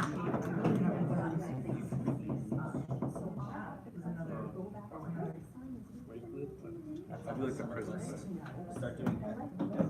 putting DBQ documents and having like highlight if you think it supports this side or that side. Yeah, that'd be I great. think for DBQ documents, that'd be the exposure to like illegitimate. That'd be awesome. Yeah, that's what I was thinking. Potentially shift you toward the illegitimate. How research-based the article was. The possibilities of writing. If we do debates. I had taught, years ago, we have now a capstone project, which it runs out of, sort of goes along with our science and research course, that, years ago, I had intense study, which was a historical research program where I had a lot of, discretion to talk, work a lot with them on sources and things. And don't hear me, I have them registered.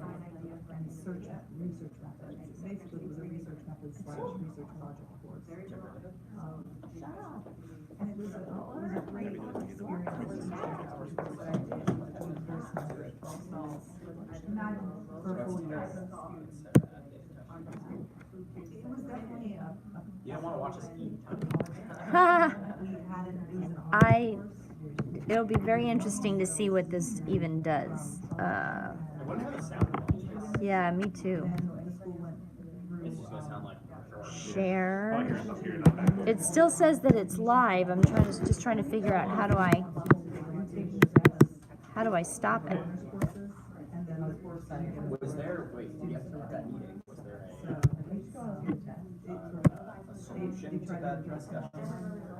The proposed solution is very radical. But now they're trying to. Which is the best thing.